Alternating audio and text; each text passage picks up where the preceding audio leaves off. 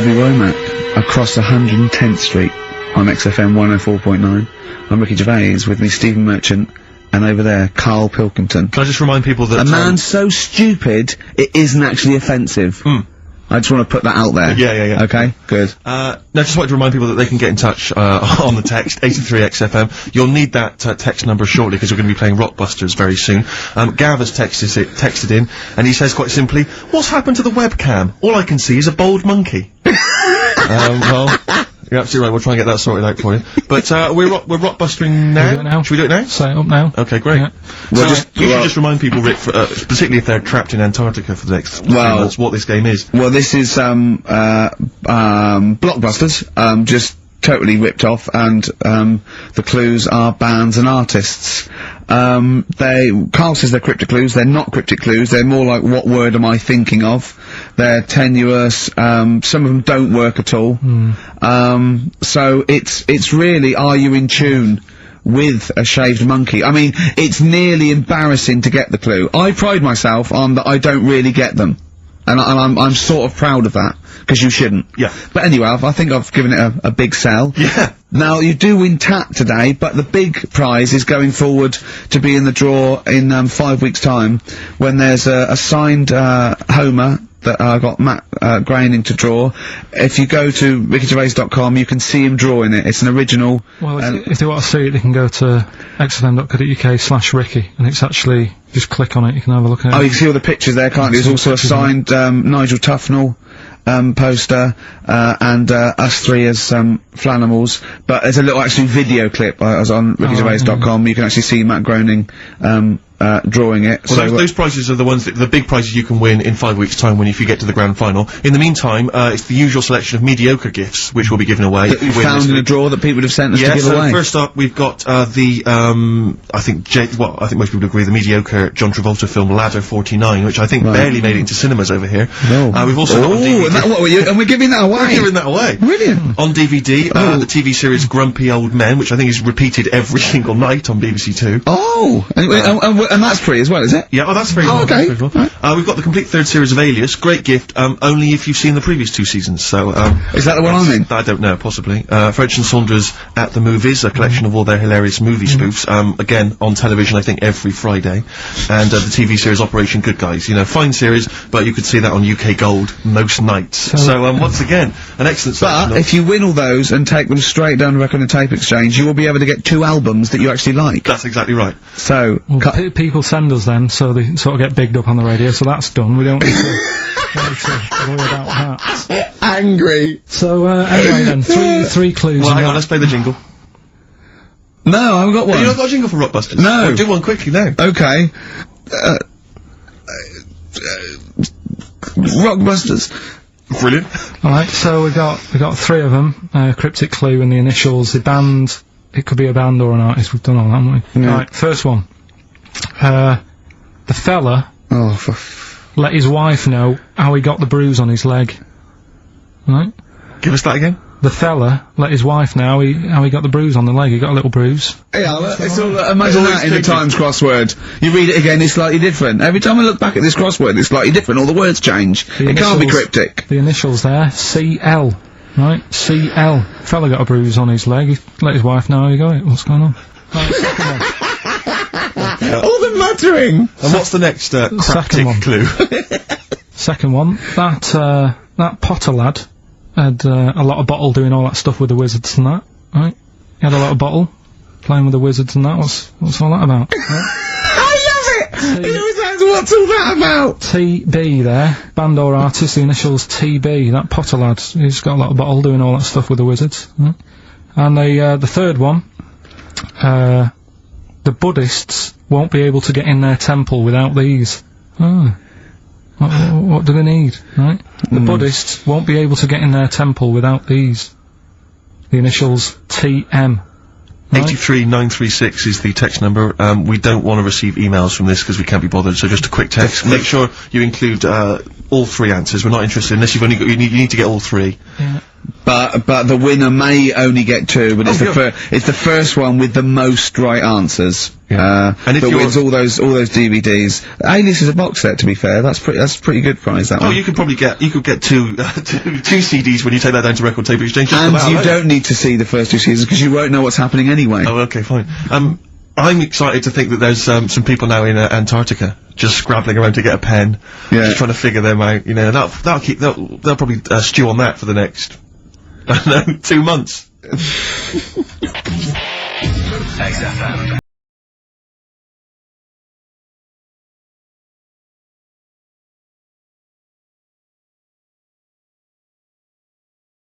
One and 4.9 on Ricky Gervais with the, Steve Merchant and Karl Pilkington. Karl, okay, we've got to sort this out. We didn't meet again this week, and this is a shoddy show. I thought we had a sort of framework for it, but, do you know what I mean? No, I thought it'd be, you know, Karl could sort of tell him what was going on. He doesn't know anything except watching telly. Late night telly on strange channels, like he gets all his information about the news on Anna Nova, and, I mean, I even tried to help him because Monkey News last week was awful. It wasn't Monkey News. It wasn't Monkey News. It was I can't remember it. I've been away on holiday. Brilliant. Yeah, and the Monkey News stops. I phoned him up. There was a front cover of the, I think it was the Telegraph one day this week, and it was an ironic story. It was a fluff piece, but it was a funny story. It was about a monkey in a zoo that had a ruck with its father because it's adolescent. It was like the equivalent of like 16 to 18, and it had a fight with its father, and it escaped. It ran away, and it was like, you know, an interesting story. Yeah. I phoned Karl up and said, "This is Monkey News. A monkey has escaped from its cage after an argument with its father." And he said, "What was the argument about?" I mean, he thinks like Homer Simpson. Yeah. What Amazing. was the argument about? Like, the zookeepers are going, "Oh, look, oh no, he's brought up his untidy room again." The father, "Oh, look, he's caught him smoking again." I mean, what do you mean, what was the argument about? They have fights. They have fights, and then it ran away. His dad wanted him to go to college, but he just wants to quit and get a job. Yeah, and he fancied a monkey in the other cage, and the father was saying, "She's not good enough for you." Oh. So what we've got was some it Monkey about? News today? Yeah, I got a little bit of Monkey You got a News. little bit of Monkey News, right? You've redeemed yourself alright, then this week. We've got some stuff there and that. What else has been going on? What are we going to talk about now? Sort of head's gone now. Your Yeah, head's we've got gone. Monkey News. Yeah. And, Why is your brain? Why is it? It seems like since we've come back on air, you have become dimmer. I mean, it is extraordinary. It's like BSC has kicked in. Or and did you we really just are- forget? We just forgot. Maybe what- it's been a long time. We've forgotten just how stupid he is. Yeah. It's proper. Do you mean it's the silences? You know, Yeah. he forgets we're on the radio. There's just I know, dead air. it's unbelievable, and it's our name on I this. know. They put up but as I said before, you know, he is that's no offence, he's not a bright lad or educated or anything like that, but some things he says does border on the retarded. Oh, yeah. I don't- I've been trying to take in too much information though, that's the problem recently. Well, I said to you last week, I've been like reading more books and what have you, and trying to take in too much, but the problem is, like even watching telly and that now, Suzanne said to me, you know, stop doing that, stop watching telly late at night and going to bed, because it's making your brain too active.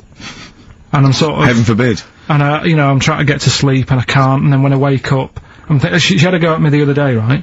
Because it was the night after watching The Fat Baby, right? Woke up in the morning, and, she had a go at me because as soon as I woke up, I said, it was something like, "How can you freeze time?"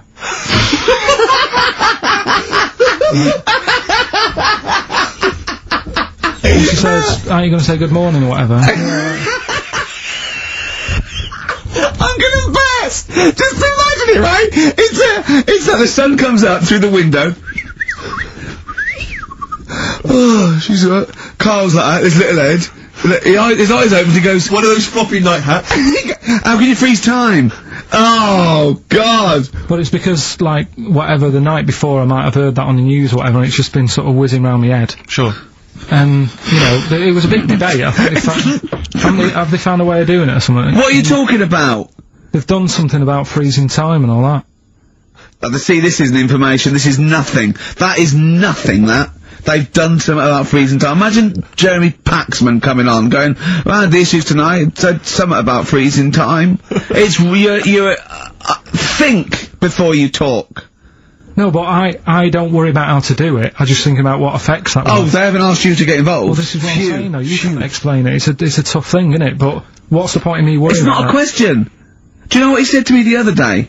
This is unbelievable. This is one of the most stupid, incredible things I've ever heard. He was talking, and he suddenly stopped, and he was thinking about it, and he went, oh, I don't know what, he went, you'd never see a black ghost. Extraordinary. True, though, isn't it? I've never seen a ghost, full stop. There are no ghosts. There aren't ghosts. No, but I mean when you just see him in, like, magazines and that. Play a record!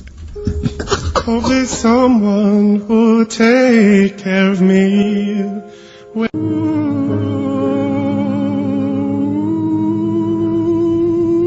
Anthony and the Johnsons. Isn't that beautiful? Interesting. Hope there's someone on XFM 104.9.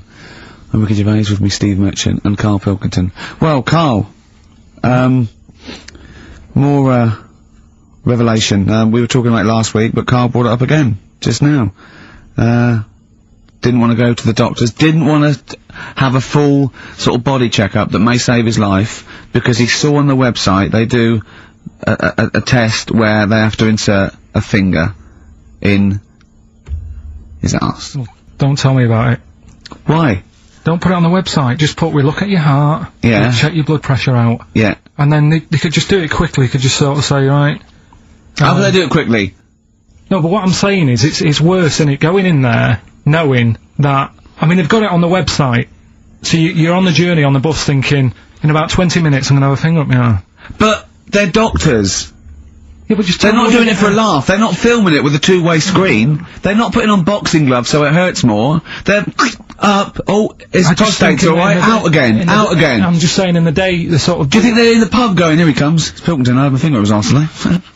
Do they allow ladies to do that? Do they allow female doctors to Of do it? on a course they bloke? do. They're doctors. that's worse, though. You're sounding like him. No, I'm just interested in, because, you know, do they allow female doctors to do the finger up the arse thing? Well, of course they do. They're doctors. Forget the female and male. They are doctors. Right, do you know any female doctors to do that? But what I mean is, isn't it a bit like if you're being searched at an airport, you know, and you're a woman, they send in a woman person to search you. They don't send in a bloke to do it. Is that the same thing? I Yeah, mean, they probably trust someone who's gone through 6 years medical college not to be taking the piss as opposed to a fat security guard who couldn't get anything else. Do you know what I What are mean? you talking about? There's doctors all the time coming out in the papers, oh, they gave them this, so they could look at their boobs or whatever, or, you know, it's all Well, you're always hearing stuff about dodgy doctors. But what I'm saying is, the reason why they do that security, because there's lots of security people, and they can, you know, for your own, you know, for your own modesty, there's a female one to search females, and a male one to search males, and that's fine. But there's not like 4 or 5 GPs to choose from, and you go in there and you go, is it your arse and testicles? Do you want a bloke or, you know, What about you them, what if accept they've got it. long fingernails?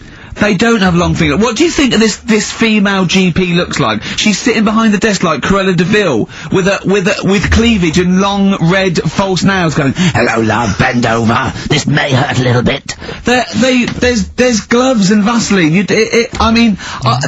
I don't believe there's 2 of you now in the room. Karl, they're doctors. They have to, what would you rather do than put the hand down your throat and round your alimentary canal to feel your arse? It's a quicker way in. You seem to know a lot about these doctors who stick fingers up people's asses. You're a very well informed gentleman about this sort of thing. But say if they did find something, Yeah. would you then have to get, like, a second opinion, so someone else's No. finger? Well, no. They test it to see if there's anything suspicious. That it's usually a swollen prostate, which can be anything. So they, you know, they catch it early, and that's it. They feel up there. But if you want a second opinion, then the same doctor will just stick a thumb up and have a feel around then. So it always works in the same way. Yeah. Well, if there's a doctor who can, I don't know, put me at ease. I mean, surely there's another way around it. I don't believe that. I mean, what is this? 60 million people or something in the world, isn't there? 60 billion or something? well- 6 billion, something. Yes, you got it. Right. You hit it. Well done. That's good work. Right, so yeah, there's 6 billion, did I say? Yeah, what's 6 billion then? Loads, isn't it? Yeah, but So if you want a doctor to phone up to assure you that the finger at the bum thing's not painful and that it's necessary, and Just that that it's it's not just someone necessary, trying to get really. kicked. Just that it's not an easy way round. Alright, You what's know the what I phone mean? number here? It's, changed, haven't they? oh, You're the Hang on, producer! here it is. 0871 222 1049, and I think you select option 1. It tells you anyway what to do. Please, if you're a GP, or if, you know, even if you've completed medical, I mean, we want a qualified doctor, really. Anything else is not good enough for Karl Pilkington. We'd love to, you can ask him all the other questions, because you know, Karl, as I said last week, he doesn't, feel his own testicles, because he doesn't like the feel. Yeah. So, you know, I'd like a doctor to explain to him how necessary that is. And this is truthful as well, I've got a very slight pain around the genital area at the moment, and I think it might be some kind of groin strain, but I'm a little bit anxious, not entirely sure Yeah, what it is. you've been with me twice when I've gone along to get them checked. Yeah. And I go, oh, what's that? Yeah. It's terrible. I mean, but, you know, it's usually, I think you're in a pretty low risk, aren't you? I'd hope so. You're coming out of the 20s, I think testicular sort of, I shouldn't be doing this, I'm not qualified. They told, all they said was to me sort of like his 20s and 50s. So we're into Mine sort of felt like they dropped a bit the other week when I was on holiday. I don't know if that's like when you're relaxing or I was wearing shorts a lot. How far? If it's 2 foot, it's too far. I was having problems walking. What do you mean? Why? No, it was just a bit, I had shorts on all day, I'm happy, I'm walking about on the beach and what have you. And then, at the night, when I put some long trousers on, I was sort of walking like a rickets. They probably like stretch a little bit. Sometimes, I told you when I was about 18, I was scared. I went to, the doctor, I felt a pain, right? And, because I was doing biology, I thought I'd show off this doctor. I said, I've got a pain, I think it feels like it starts in the epididymis and goes up through the urethra, either. And, he went, finger up the arse. He said, your jeans are too tight, they're squashing your balls. So, we want a doctor like that. So what's the phone number again? It's, 0871 222 1049. A qualified What do you mean your balls drop, though? We've got to come back to this. I don't know, they just felt like, it's not too bad at the moment. I was alright on the way in, but it was just... I feel twinges all the time, but you never know whether it's just because they're but they felt like they weren't my own. Do you know what I mean? They sort of felt a bit like these were. There wasn't a bloke standing really close to you, was there? No, you didn't get them mixed up just on the way back. On the flight back. Someone else has got well, take a leaf out of nudist books. They just walk around, they've got nothing on it. About nudists. Why? Well, let's play this ad break and that and... Have you had another encounter? If we've got time, I'll tell you about it. Have you really? Well... XFM. XFM London. Right, we've got, who's that on the line? It's Rob. Rob, and, are you a doctor? I'm a final year medical student. I'll be a doctor in 2 months, touch wood. That's close enough, isn't it? Yeah. Excellent. So, where do you study? Do you want to give, more details, or do you want to remain anonymous as you're calling in to... I study at Barts Hospital. Alright, great. So, why do, GPs, sometimes put, their finger up, a man's anus? To see what's there. You know, if you've got hemorrhoids, if you've got an enlarged prostate, you know, it's either that or they stick up a big tube and have a look up with a light. What? And it's easier to do that. Now, are you, dumbing this down for us, or are you gonna fail your medical exams by saying stick up a big tube with a light? I'm dumbing it down. Okay, come on then. We're all intelligent people here, and Karl. So you tell us what's that called? It's called a sigmoidoscope. Right. Nice. That was a clever test, wasn't it, Rick? 12 inch long, Yeah. 12 inch long tube that they can put up there. So, Karl, would you prefer that or a finger? Well, so do they sort of do the finger first, and then, I mean, at what point do they say, hang on, we need a light here? I mean... It's normally if there's something wrong. But, so if I go then, say if I go to this Wellman clinic, right, and they go, yeah, the art's good and that, yeah, finger, there you go, and then they go, hang on, I'm gonna go and get me light and tube. I could start worrying then because they've sort of found something. And they're not likely to go straight in with the tube. They'll probably send you off some tests first. But Karl, there's nothing. But you go to these places to put your mind at rest and to know where you are with your health. I mean, it's not that you go along. That's what most people worry about. They think that because I'll go along and they'll find something. Well, one, that's illogical. It doesn't heighten the fact they'll find something because you go along. And two, if they do find something, it's a good job you went along. I mean, I'm a hypocrite because I don't go to the doctor. But you know, I've had that done. You should be concerned if, when they shine the little light in your ear, it comes out the other side of your ear. No, the other ear comes right out the other side. That's when you should be worried. But Rob, right, you said then, if they find something, they send me off for some tests. Why can't I just have the test without that and cut out the middleman? Do you know what I mean? Because you're wasting lots of money. There's hundreds of tests they could do, and they could do every test, and they could all come back with nothing, or they could do the finger up there and send you for the 3 tests you need to find out what's wrong with you. But in this day and age, with all the technology and that, and like brainy doctors and all that, the only way to find out is sticking a finger up there. What are you worried about, Carl? Is it fundamentally that this doctor who's has done 6 years medical training, is it embarrassing to have a man's finger up your ass? I just don't understand how you can get round to that without... But what don't you like? Is it fundamentally you don't like anything up your ass, or is it the fact that it's a man's finger up there? I don't like going to the doctors. It makes me nervous, because I think if anyone searches you long enough, they're going to find a fault with you, right? And especially if they're going that far into you. They're going to find something. And... Probably not. Well, you know, I just don't... I don't know how to get round to that sort of... that point where you get a... What do you talk to the doctor about when he's like, alright, nice day, strap your trousers? He goes, he says, I'm gonna just, Most people just shut up and let you do it, and then breathe a sigh of relief when you say there's nothing there. Yeah. But is that at the end of the test, or is that the first thing he does? It's the last thing. So that trousers up out the door. Because he knows it ends conversation. He knows it's a bit of a faux pas. The doctor says, "Oh, I better not kick off with the finger up the arse." What I do is I'll start on with the the head, and then we're down and go. Oh, one final thing, Mr. Pilkington. So Rob, he drops his keys and he goes, "Pick them up." And as you bend over, will you be doing this, Rob? Is this what you're like open to do? You do all these. I'll have to do it at some point.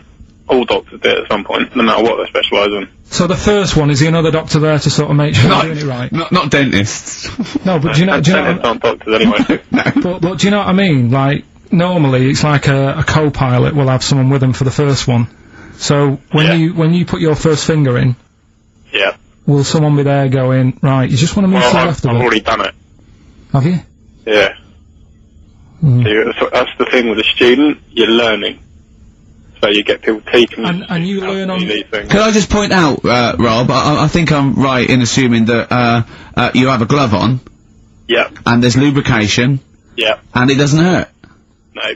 There you go. What are you worried about, Carl? Who's this person who everyone's testing on in your class? There's not one person. One person. There's like, when a patient comes in and they've got a problem, your boss, the consultant, he does his finger up, and if he finds something, he goes to the patient, is it alright if the student has a feel as well? Then the student puts on a glove, puts the leave on the glove, and sticks his finger up, and sees what he comes out with. Rob, I wish you could see Carl's face. I mean, his face when you said, and he says, can this fella have a go as well? He looked horrified. He thought it was a free-for-all, like there's a queue of people trying on gloves, and going, let's have a go. That looks good up there. What have you found? No, but I mean, how come you had to sort of... Is it not something you could test on yourself rather than waiting for other people to come in? Because then, you know... It's an awkward position to get to, really, isn't it? Well, but you can have a good rummage then without feeling too awkward, but to sort of have a go on your first patient when you don't really know what you're looking for anyway. Do you know what I mean? Never really thought about it. Because you don't... If you've never done it before... You pop your finger in there, and you've got to sort of look. You've got to have an expression on your face, like you know what you're finding. Well, they can't see what you look. They can't see your face. There. You got the big boss consultant there going, now move your finger there, and you'll probably feel this because he's just done it. He knows what's there.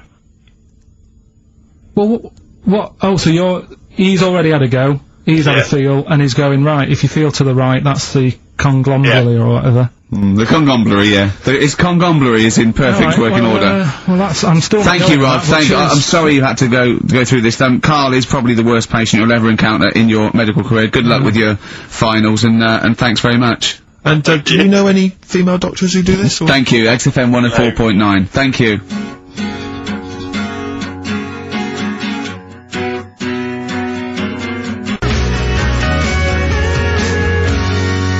Josh Rags, it's the night time on XFM 104.9, Steve Merchant, Ricky Gervais, Karl Pilkington, is it time? I think so. Yeah?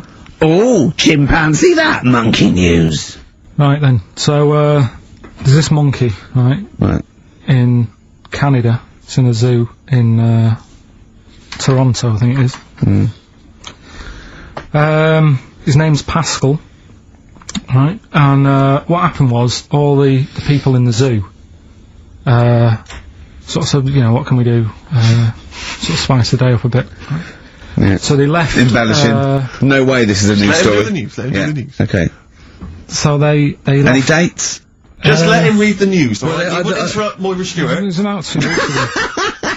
No, because she always says today, so you know it's news. She doesn't say, right, there was a monkey, right? Well, in Canada, Come on, right? mate, just finish Okay. it. Be all right. A couple of weeks ago, in this zoo in Canada. Right.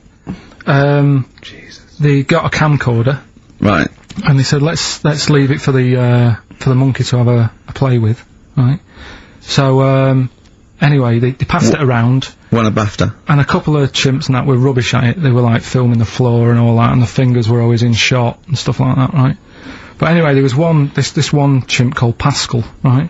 Who, Annoys me that he calls them monkeys, though. He They're was- not monkeys, they're apes. he Go was, on. he was a dab hand at it, right? He was like, filming stuff, really good shots, you know, sort of nice nude and that. He used the lighting properly and all the rest of it. No, he didn't! This is the news. What are you talking about? This is the news. God, So Steve anyway. is so annoying. You know it annoys me so much. Things like that. He was a dab under. He was doing really good shots. It really annoys me. Let's hear the news. Anyway, right, so he started, at night, like when the zookeepers went home, he started filming, like, other monkeys on the go, like, whilst they were at it, right?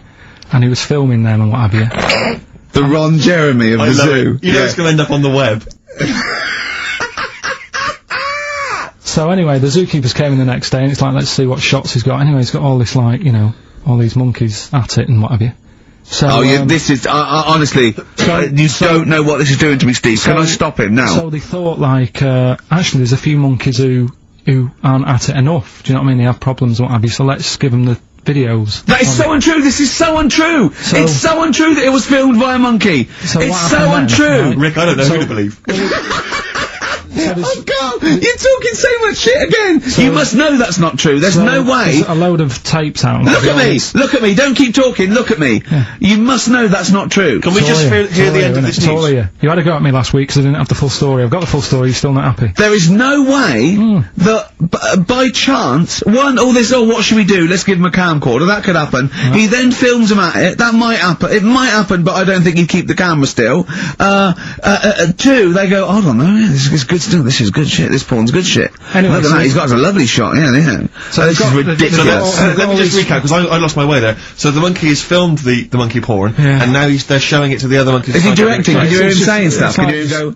It's just like, you know, Chimp Pimp 1, 2 and 3 and all the rest of it, right? But anyway, so they've got all these other tapes, because what happened was, they said he's quite good at this. Oh, And the animals are happy having him around because he's not a human, he's just one of the gang, do you know what I mean? So they started putting him in with other things like, you know, ostriches. Right. And Shit. there was and you know they have a problem with pandas in Japan. Yeah. So they've sent him out there filming a bit of. Where are you going? Honestly, you really annoy me. There's Come on, no please, way this because is happening. Can we It's just hear the end? absolute. Why can't he just find a real story about a monkey? Let's hear I mean, the end. the end is He's in really China. that he's going to China. He's filming the pandas and what. No, he's not. They wouldn't send a monkey director. forget They would it then, not it's send a pointless. monkey It's director. pointless.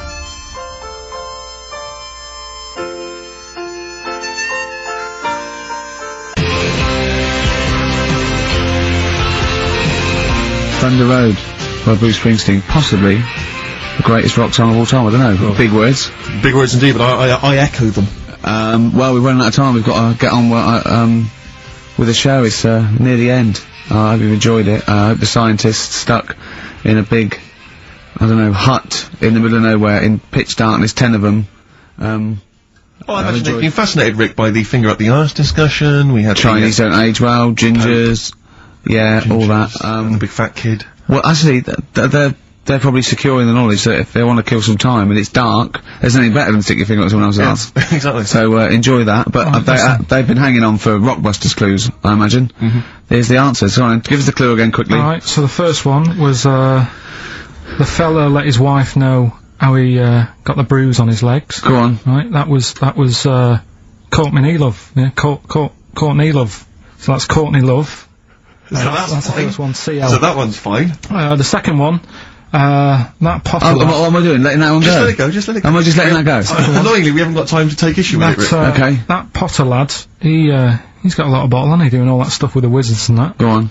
That's Brave Harry, yeah, the Bravery, current sort of XFM band, the Brave Harry, that works as well. No, it doesn't. And the last one, No, it doesn't. No, it doesn't work. the Buddhists It doesn't work. won't be able to get in their temple without Doesn't these. work. Brave Harry. Doesn't work. Brave Harry. The Brave Buddhists, Harry. Buddhists won't be able to get in their temple without these. TM, that's Yeah. the monk keys, right? So who got all them? The Monk Keys? Who got all them right? Which band are called the Monk Keys? The monkeys. Oh, the Monkeys. Yeah, the monkeys. Right. So who's the winner this week? The winner this week is Gina. Well, we're letting that go, yeah? Gina got them all right. I think her text said she was from Horrorstead. I don't know, I've never heard of that place, but I assume that's right. But Gina, you win that selection. I can't believe she got them. I cannot believe she got them. But she goes, wins those and also goes into the prize draw. We'll have 6 people competing for that original Matt Groening thing. If you go to rickygervais.com, you can see Matt actually doing that. We've got a signed Nigel Tufnell and original drawing of us as Flanimals. See what I say, xfm.co.uk/Ricky. Yeah. Have a look at the picture and that. And well, that's it. It's 3 o'clock. I'm Ricky Gervais with me, Steve Merchant and Karl Pilkington. More drivel next time. A shaven monkey. God. I don't believe this. He's got one day. He's got it. Carl's really grumpy and all stressed because he didn't have the record. We didn't want to play so I won't say it. We didn't want to play a certain record he had lined up because it's rubbish. I know, but you do this every week. Because the most of them are rubbish. So that's why we choose up. No, but 30 seconds to go on the track and you're saying don't want to play that. And you're going, oh, it's stressing me out. You're meant to be at our beck and call. We've got We've made you. We got you out the gutter, and now you're getting the greatest mind in the world. Yeah, and all but that doesn't mean you can mess me about. If you were a doctor and you saved me life, Yeah. right? There comes a point. In a way, we have, Carl. Yeah. Where were you Go going? on, go on, what were you saying? No, what was he going to say? He was going to say something wise then. No, I was going to say, right? If you were a doctor, Yeah. and you'd saved me life, Yeah. there's only so much that I could give back to you, right? Okay. What would be can't unreasonable? keep- What would be unreasonable? Well, you know. Forget that's- doctor, don't forget because no, the doctor's that's its job, right? Supposing I was just walking along and I saved your life, I gave you a kidney, or I, resuscitated you, or I dived into icy water. What could I hope from you then before you start going? Hold on. What would you be willing to do for me until you sort of got lost your rag a little bit because I was asking too much? So didn't I know you before you've sorted a lung out for me? No, I just Right. gave you a lung, for example. Well, I'd be a bit I'd be thinking, why has he done that? If Suspicious. But what I love though, Rick, is the idea of you jumping in icy water to save someone, giving them a lung. I can guarantee if someone was lying on the floor screaming they needed your help, you'd affect a foreign accent and go, I know, understand, and run off. Do you know what I did once? Right, we went out a few weeks ago, right, and some woman had her handbag nicked, and she was all distressed. He said, chase the fella, Carl. You stop that. Let's be honest. Imagine Ricky chasing a criminal. Look at his little legs. He'd never get anywhere. He started to run, and then he passed Starbucks or something and nicked it. For a short How bit. did this turn on me? Oh, I'm a bad man because I don't give lungs away. No, No one would want my kidneys or my lungs for a start. Hello. Oh, did you dear. chase the criminal then? I did No. for a bit. He walked. No, you didn't, did you? No, I did a little bit. Didn't Yeah, I? we sort of spread out. We missed him. Where was it, and what was the situation? It was. Did you see a bag get snatched? Or It was something? No, Cardigan she was Street. sort of crying and she was running to, some blokes came in, sat next to her and then just ran off with her purse. And And you walked after them. no, they'd gone, Steve. They'd actually gone, but it was just like a bit distressing because she was devastated. I know how she feels as well because I had a jacket and you think, oh, just got to find them now. Yeah. Where are they? Who are they? So she was really off her head with sort of like she was angry and sort of crying. Yeah. And it was horrible. It was horrible, wasn't it? Wasn't it, Carl? He's broken his mic now. Oh right, Play play record. record, This is- Carl. this is Carl, what are you pathetic. doing, mate? I don't believe this. There's only 2 weeks to go. These should be special. Carl, play the record. We've asked you to play the record. Like you. Man alive.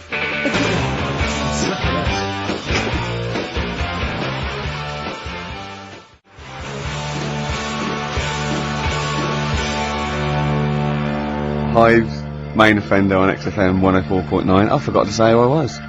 Go on, who are Ricky you? Gervais, who are you? Obviously, Steve Merchant. And who's that little fella over there, little round fella? Tiny little Karl Pilkington. The funny little thing from the Smash adverts. Say, then they smash them with their metal knives. Oh. You do? Yeah, you're right. He does. He does, doesn't he? Yeah. Yeah. I was asking if I'd seen a rounder head than him, and that's the only one someone come up with. That is the only thing they come up with.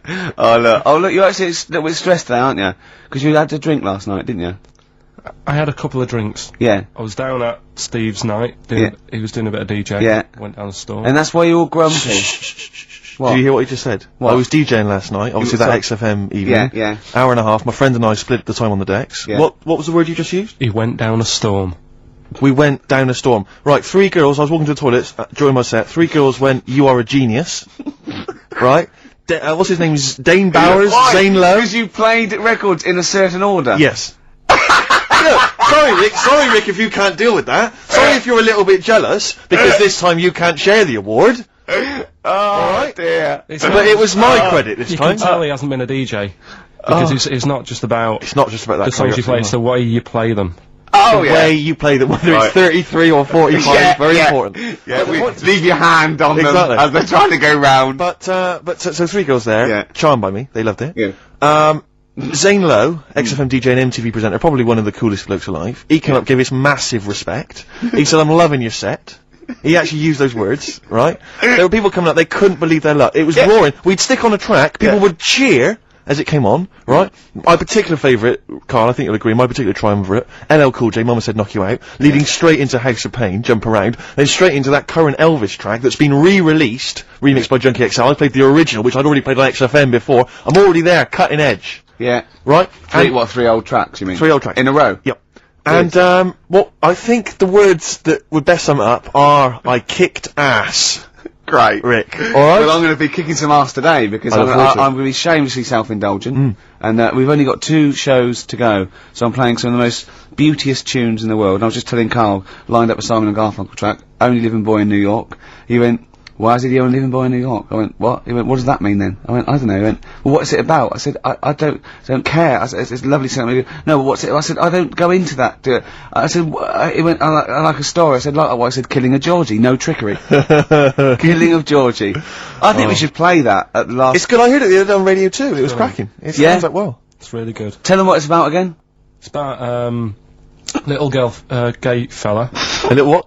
A little gay fella? Yeah. Right. Who, I mean, I haven't heard it for a bit, so it's all off memory, this. But, gay bloke, is he from Scotland? I have no idea. But he's from somewhere where gays aren't liked. Okay. Right? No. Well, he is, kind Georgie of. Boy was Gargate, nothing more than the kindest guy I ever knew, right? No, all he did was, right, his father said, "How can my son not be straight?" Kicked him out, right? Goes to America. Yeah, but you can handle all that. You can handle your dad not getting on with you if other people around you are into the same scene. Yeah. But he was left on his own, he didn't know what to do. Yeah. He was getting stressed out. Yeah. So he goes... And this was before, I mean, this is, when did this record come out? Must have been 77? 77 yeah. years, something like that. Right. And, he's... During punk. Right, oh, I see, yeah. Yeah. So, you know, the village people had come along and made gay cool. Yeah. That had already happened. Yeah. But it wasn't respected. But he was watching the telly or something, and he saw that New York had loads of them over there, and they're all having a good time. Sure. No, sorry. At no point in the song does Rod Stewart say little gay Georgie was watching telly and saw loads of gays in New York. At no point in that song. No, but this is what I like about that song. You sort of picture what's going on. You make it up. Yeah. Okay, so the little gay fella was watching telly, and there was presumably the and now from New York, the gay show. Yeah. Or whatever, because he was a big scene over there, wasn't he, in the 70s? Yeah. Okay. Go on. So he goes over there, and he's having a great time and that. He's meeting... Went to New York Town, meeting- very quickly settled down, soon loads became of- the toast of the Great White Way. Yeah, they loved him. Went All the down. old queens blew a fuse. Yeah. Yeah. And then, I don't know, he was out late one night, Yeah. and he's walking home, Yeah. and gets attacked, gets killed, Yeah. and he's lying in the They gutter. didn't intend to take his life, they just pushed their luck a little too far that night. Yeah, you see? So... Yeah. But what's good there? Is it good that he had a bit of a good life, and was able to be himself? Yeah. Or should he have stayed in Scotland? He didn't come from Scotland. Again, I really... Well, I think, is there any way we can get this song before the end of the show and play it? Because I've heard it recently. A lot of people listening will have never heard this song. They wouldn't have any idea what we're talking Can about. I say what you said when we were talking about that song once before? Is it bad? It might be. Because we were talking about, you know, Georgie Boy, and he, you know, got it. I don't know. What? It's when you said... Well, it's a fact. I don't think if Well, he said, so it's looking at Georgie, he gets out, he dies, right? He goes, well, they do go out late. I know. Gay people I go know out a few late. gay people, and they start to party late on. That's Yeah. what, in Soho, right? Yeah. Girlfriend got in a cab, right? Suzanne was in a cab, and the cab driver was taking her to an early start, right? She works at the BBC. Yeah. Early start, 4 in the morning. It was going down, it was mental in Soho at 4 in the morning. Yeah. They were all still, like, starting the night out. How do you know Whereas- how do you know they're gay? It's Soho, innit? Fair enough. Play a track. I'd love to be able to try and dig this out. Yeah, we will. This is, Simon and Garfunkel, The Only Living Boy in New York. It's lovely.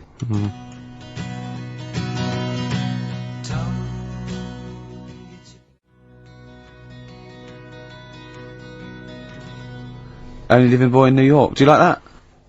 It's got a nice feel to it. Simon and Garfunkel. Yeah. Lovely.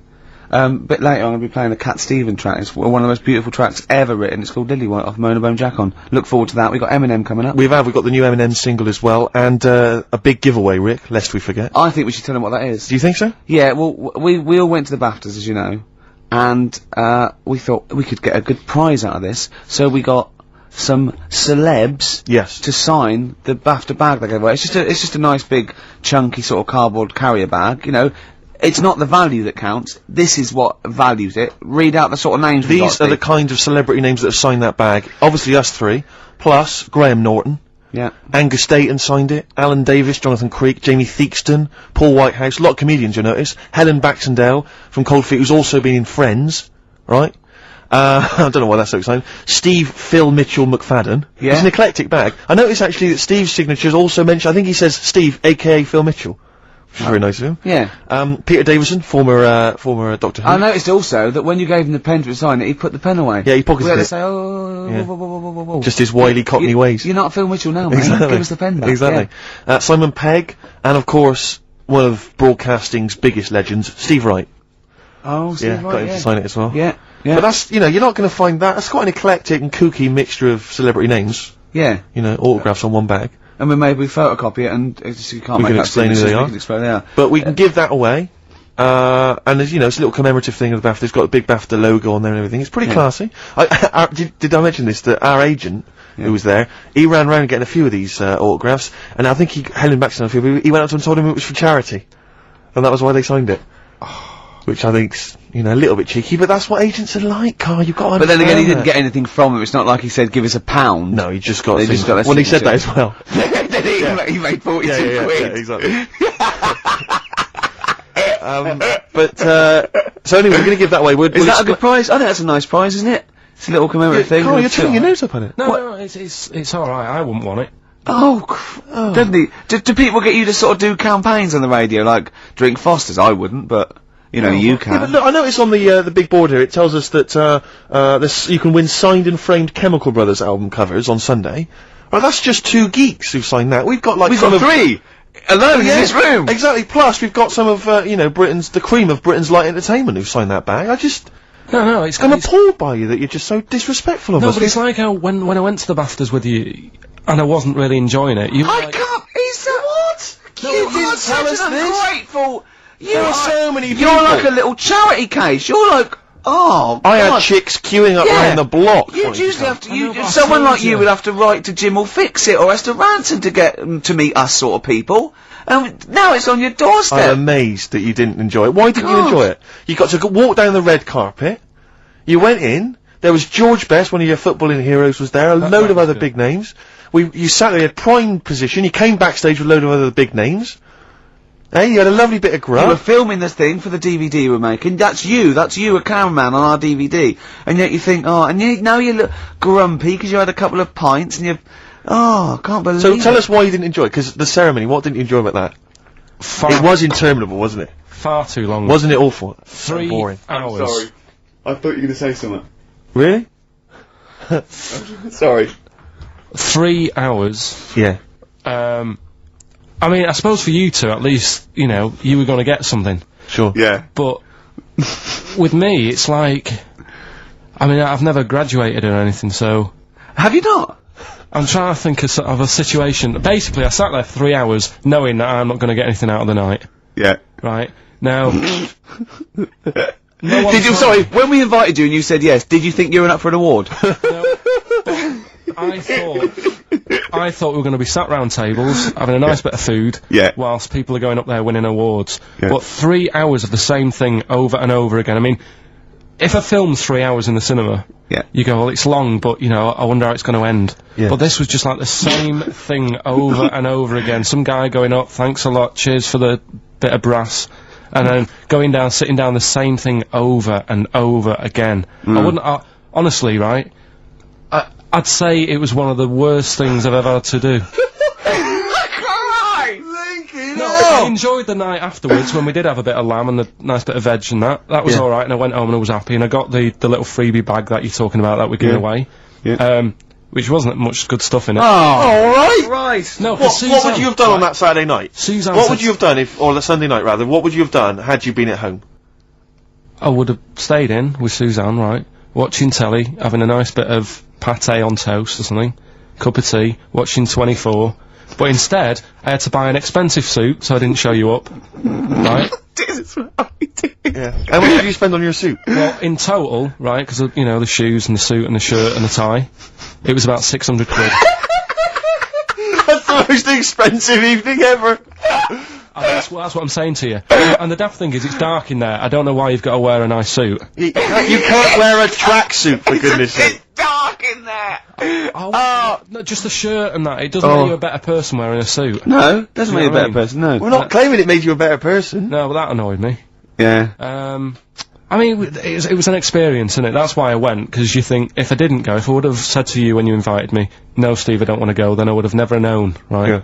And that's my sort of thing in life, right? Yeah. If something comes up, you should take it, even if you're not going to like it. It's a bit of an experience. Right. You know what he said to me? I phoned him up because we had to meet up, and obviously he had to pose as my gay lover. Yeah. Get in, right? Yeah. He phoned, he said something to me like, I bought a suit, I'm looking good. He said, I'm looking good. People will think, how on earth did he end up with that good-looking guy? So he got into the role. That was what he said to me. Started getting into it. Such an insight. Play a record. I just must say that we've had an email from Daryl Foss. Lots of people have emailed in and said, well done on the BAFTAs and well done on your Room 101. They really liked that. Thank you. There's one guy, and it's Daryl says, Ricky, has your dad only got one D-Mob suit? Because I know you noticed, but Ricky wears the same suit every single time he appears on TV, because he spent a fortune on it getting it tailor-made. I've only got one. It's a good suit, and I he wears it all the time. And it's winter as well, it's like a pure wool, so I'm sweating everywhere I go. Anyway, usually it's too much cheese. I won't be buying another. Huh? I won't be buying another one. Ever. Yeah, that's it. Yeah. Suzanne told me today, right, because I've handed it in today to have the trousers turned up a bit. Why? Because it was a bit of a bodge job for the night. Yeah. Right. It was just some pins sort of holding it up the other night, but you didn't notice, and I didn't tell you because I thought you'd be getting on the stage and saying, "Look at that freak over there," with his pants hemmed up. But I took it to the place to get it done.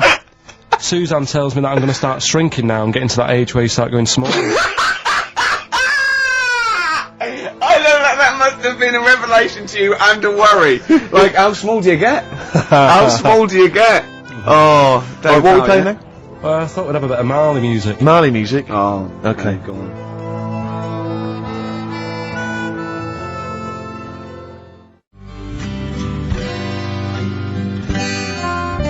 Badly Drawn Boy and something to talk about. Well, it's a good job we've got something to talk about because we're DJs on XFM 104.9. I'm ready to with me, Stephen Merchant. Of course, there, Karl Pilkington. How you doing? Of course, you must have been excited at the BAFTAs because we did bump into Dr. Fox. Oh yeah. Pleased with that. Yeah. What was the challenge again? I think the challenge was you had to shout Foxy. Yeah, the challenge was, it's sort of like Jackass, but wimpy Jackass. Karl was our cameraman for the night because we were doing the making of sort of series 2 where we've filmed ourselves sort of writing it and doing bits and pieces and going to awards on it. And it's on me, and that my challenge, which I think, was it me that set my own I challenge? think you did. I had to shout, Foxy, and get him over. Yeah. And I bottled out You about bottled? 5 times. I just thought he was talking to someone. Yeah. I just thought, and then I did it, and where's the victory in that? Yeah. I shouted Foxy, and he came over and went, alright, I think, where's the victory? I remember Just you- as they dive off buildings and things. I was a little bit taken aback though, because even though he was joking and mucking around, he was swearing. You don't expect that from Foxy. Oh, behave, he was off Oh, duty. no, he and was, he's more than wrong, but he didn't expect it to, because he seemed like a lovely bloke there, but he has is. got an enormous head. I mean, I'm not gonna, But I've I'm got not a problem with disrespecting that. him, I think he's a lovely guy, but Yeah. his head is huge. But it's Where do you in think that proportion with his big body as well. He's a chunky wombat of a man. comes from? True enough. And so am I. It was a problem getting him on screen. Sure, because of the huge head. Yeah. I was struggling. No, I know. Well, I know that Popeye people had worries about that. They had to get special lenses. Yeah. I love the fact that us 3 freaks can take the piss out of anyone. Stop there though, Rick, because I was on TV briefly. There was a thing about The Office on Top 10 TV Bastards on Channel 4, and I appeared on there briefly talking about the show. And there's this girl who's a girlfriend of a friend of mine, and she's I saw you on TV last night. I went, yeah. She went, I'll tell you this, you're better looking on TV than you are in real life, and that's good for you. And I was like, oh, I don't know if that was a compliment, because it's like... Definitely not. Well, I'm not on TV, so it's not Yeah. beneficial in any way. Yeah. But that's like... I'm too right, you have to step out of the TV. But that's like saying, I normally find you pretty repulsive. Yeah. My opinion changed slightly last night because you were on the box. Yeah. And I didn't know, it sounded like it was a Through compliment. through the aid of a different... Yeah, through the aid of lighting and appearing like for 12 seconds on screen in small doses. God. You thought I wasn't as bad looking as I am in real A lot life. of people have phoned in and wondered if you are Morph grown up, because they've seen a picture of you on the website. Do you mean me or Carl? Carl. Right. Yeah. What do you mean? No, because people have seen you and next to a picture of Morph, and it's if you draw honestly, Carl, if you lay you down and draw around you, it's exactly the same shape as Morph. Yeah. Or the Pillsbury Doughboy. Or yeah, a gingerbread man. You do look like a gingerbread man. That's great. Oh, I love Carl. We think you're brilliant. We like looking at you, talking to you, hearing what you've got to say. We think of you, don't we, in the week sometimes? Rick, I had a bit of good news this morning. Go on. And I don't mean this in any way, I'm sure it's an emotional thing for her, but in The Sun it says that Dido, her wedding's off. Right. Just thinking, ding dong! Because for some reason, I don't know what it is, I was having a chat with my mates, I've always been under the assumption I could pull Dido. Because she's quite ordinary, do you know what I Yeah. mean? She looks a bit ordinary, she's quite an attractive one, but like... Would that be your opening chat-up line? You look quite ordinary. Dido, I don't think you could probably get anything better than me, because you're not too hot yourself. Exactly. My name's Steve Merchant. I'd wear actually what I'd do is I'd go, right, I'm not going to meet you in the flesh, but I'm going to send a picture of you on video. Yeah, this and I is look me on great. Top TV Bastards. What do you think? See what you think. Yeah, and if you think it's good, well, I'm certainly no worse without the lighting and makeup, so don't worry about that. Exactly.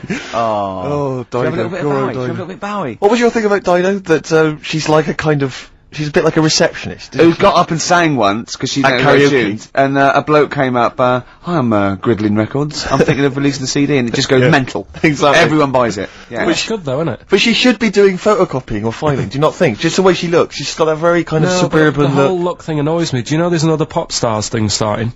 Yeah. Like, it's going on in Ireland. Apparently it's Ireland's version of it. Okay. And today it was like, you saw all these kids rushing in, there was fat ones there and ugly kids, and you're thinking, it's sad and everything, they might have a good voice, but they've no chance, right? And there was a woman there who looked a bit like Britney, and the bloke, straight away, before even hearing the voice, Britney lookalike over there, go and get her in, give her a ticket, she's through to the next phase. And it's just annoying. Dido isn't beautiful, but she's nice enough. Do you know what I mean? Well, yeah, that's why she's fine for me. I mean, you know, I mean, my standards are quite low. So do you think Steve should go out with her then? I mean, that's what we're asking you. Do you think he should? Yeah.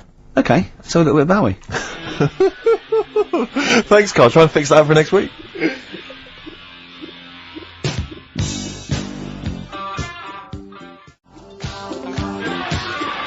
Fashion, David Bowie. We were doing a bit of voguing, sort of cross with body popping there, weren't we, Carl? Yeah. Played that last night, Rick, during the set. Yeah. That was described by Zane Lowe as one of the best sets he's ever seen. Well, he didn't say those No, but I think Zane just sent an email and said he's giving up because there's no point. Yeah, exactly. If when he hears stuff like that, he said, I thought I was a DJ. Yeah. After seeing Steve Merchant, I'm obviously not. Exactly. Yeah, Exactly. no, so, yeah, Big Boy Jim was down there. yeah, and Big he felt Boy very Jim was going, wow, you know. I don't know what I'm thinking. Yeah. But I like the idea because, you know, Fatboy Slim did Brighton Beach, didn't he? And he had like 20,000 people in Brighton Beach. Yeah. And China, everyone was loving him. Just the idea of me down in Weston-super-Mare doing the same with the donkeys. 86 people. Have you ever seen? Have you ever seen that thing, karaoke challenge on Challenge TV? Yeah. It's great. They're all doing it, and it's sort of like Jonathan, what's his name from Jonathan Bread, Morris, and all those sort of people there. And the camera pulls out, and there's about 8 people there. Yeah, but what I love about karaoke challenge is it's not even night fever. Do you imagine that? I mean, talk about. Wow. Oh dear. We tried to get on that once, didn't we? On Karaoke Challenge? Yeah, when we were doing that comedy we were lab. gonna I was we were doing it in gonna- character, yeah, wasn't you I? were gonna do it, yeah, it's And David Bowie. So we'd have a little bit of footage, but Yeah, that'd be great. They wouldn't even let that you was on. terrible. That was how minor a celebrity you were at the I time. remember once, right, this is how sad we were. We tried for about an hour to get on the Chris Moyle show. They were doing a competition. He was doing this competition. It was about golf, wasn't it? So it was like things with, It was, you had to think of Puns a song title, but Yeah. you had to make it into a golfing pun. and people were calling up and going, "No, what about Drive by the Cars?" He was going, "Drive by the Cars, very good."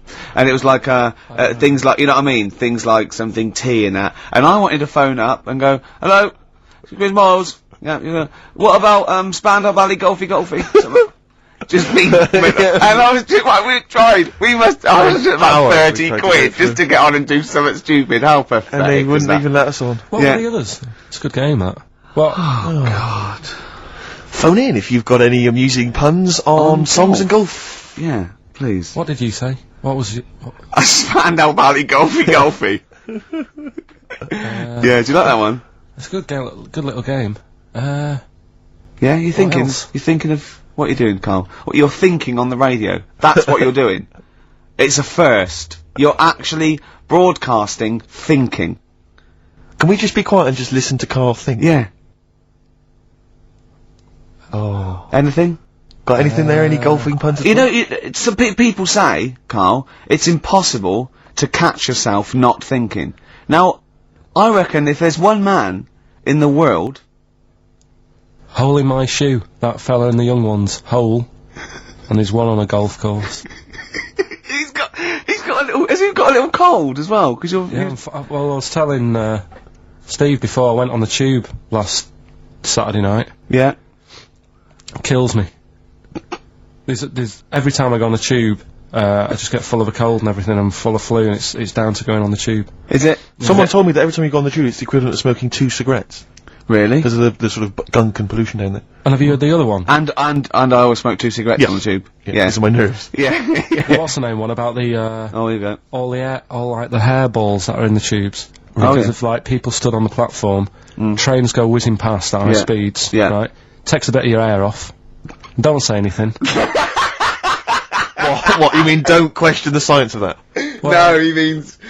Because of It my doesn't head, affect him. Oh, I see, yeah. Yeah. right? And apparently they all get caught up in the tunnels, and they have to like clean it out now and again because there's big hairballs on the lines. It's On the lines? on the train lines. Right. Yeah, it's a terrible place. So that's why I'm all bunged up. And that's when you came in today. I was like looking on the websites to see how much badness there is down in the tubes. Yeah. How much badness is there? Oh, loads. Is there a lot of badness? If you know how much badness there is on the tube, call in 08700 What sort of things did you 800 find? 1234. How much badness is there? It was just about, you know, the germs, how there's no fresh air, and that's why I was asking you about people committing suicide on trains and that, how often it happens. And apparently 2 people a week. Was it two a week or 2 a day? It's 2 cigarettes. How many people is it? 2 Oh, wait. people. 700, 800, 1234. How many people per cigarette is it like killing yourself on the tube? Call in. 2 people a week try and kill themselves or something Right. on the tubes. Really? Bad that, yeah. Yeah, it is. Terrible. Should we play a record? If you want. Have we got the big new Eminem single? No, I was gonna, We'll tease them with that. We'll play that a bit later. We are going to play it though. We're going to play the new Eminem single. We will. Plus, obviously, we've got this big celebrity bag to give away as well. Oh, Bag of yeah, let me celebrity just do a quick Well, no, play let's record play and I'll a record. explain We'll explain what the competition after that. Doves. Doves would be good.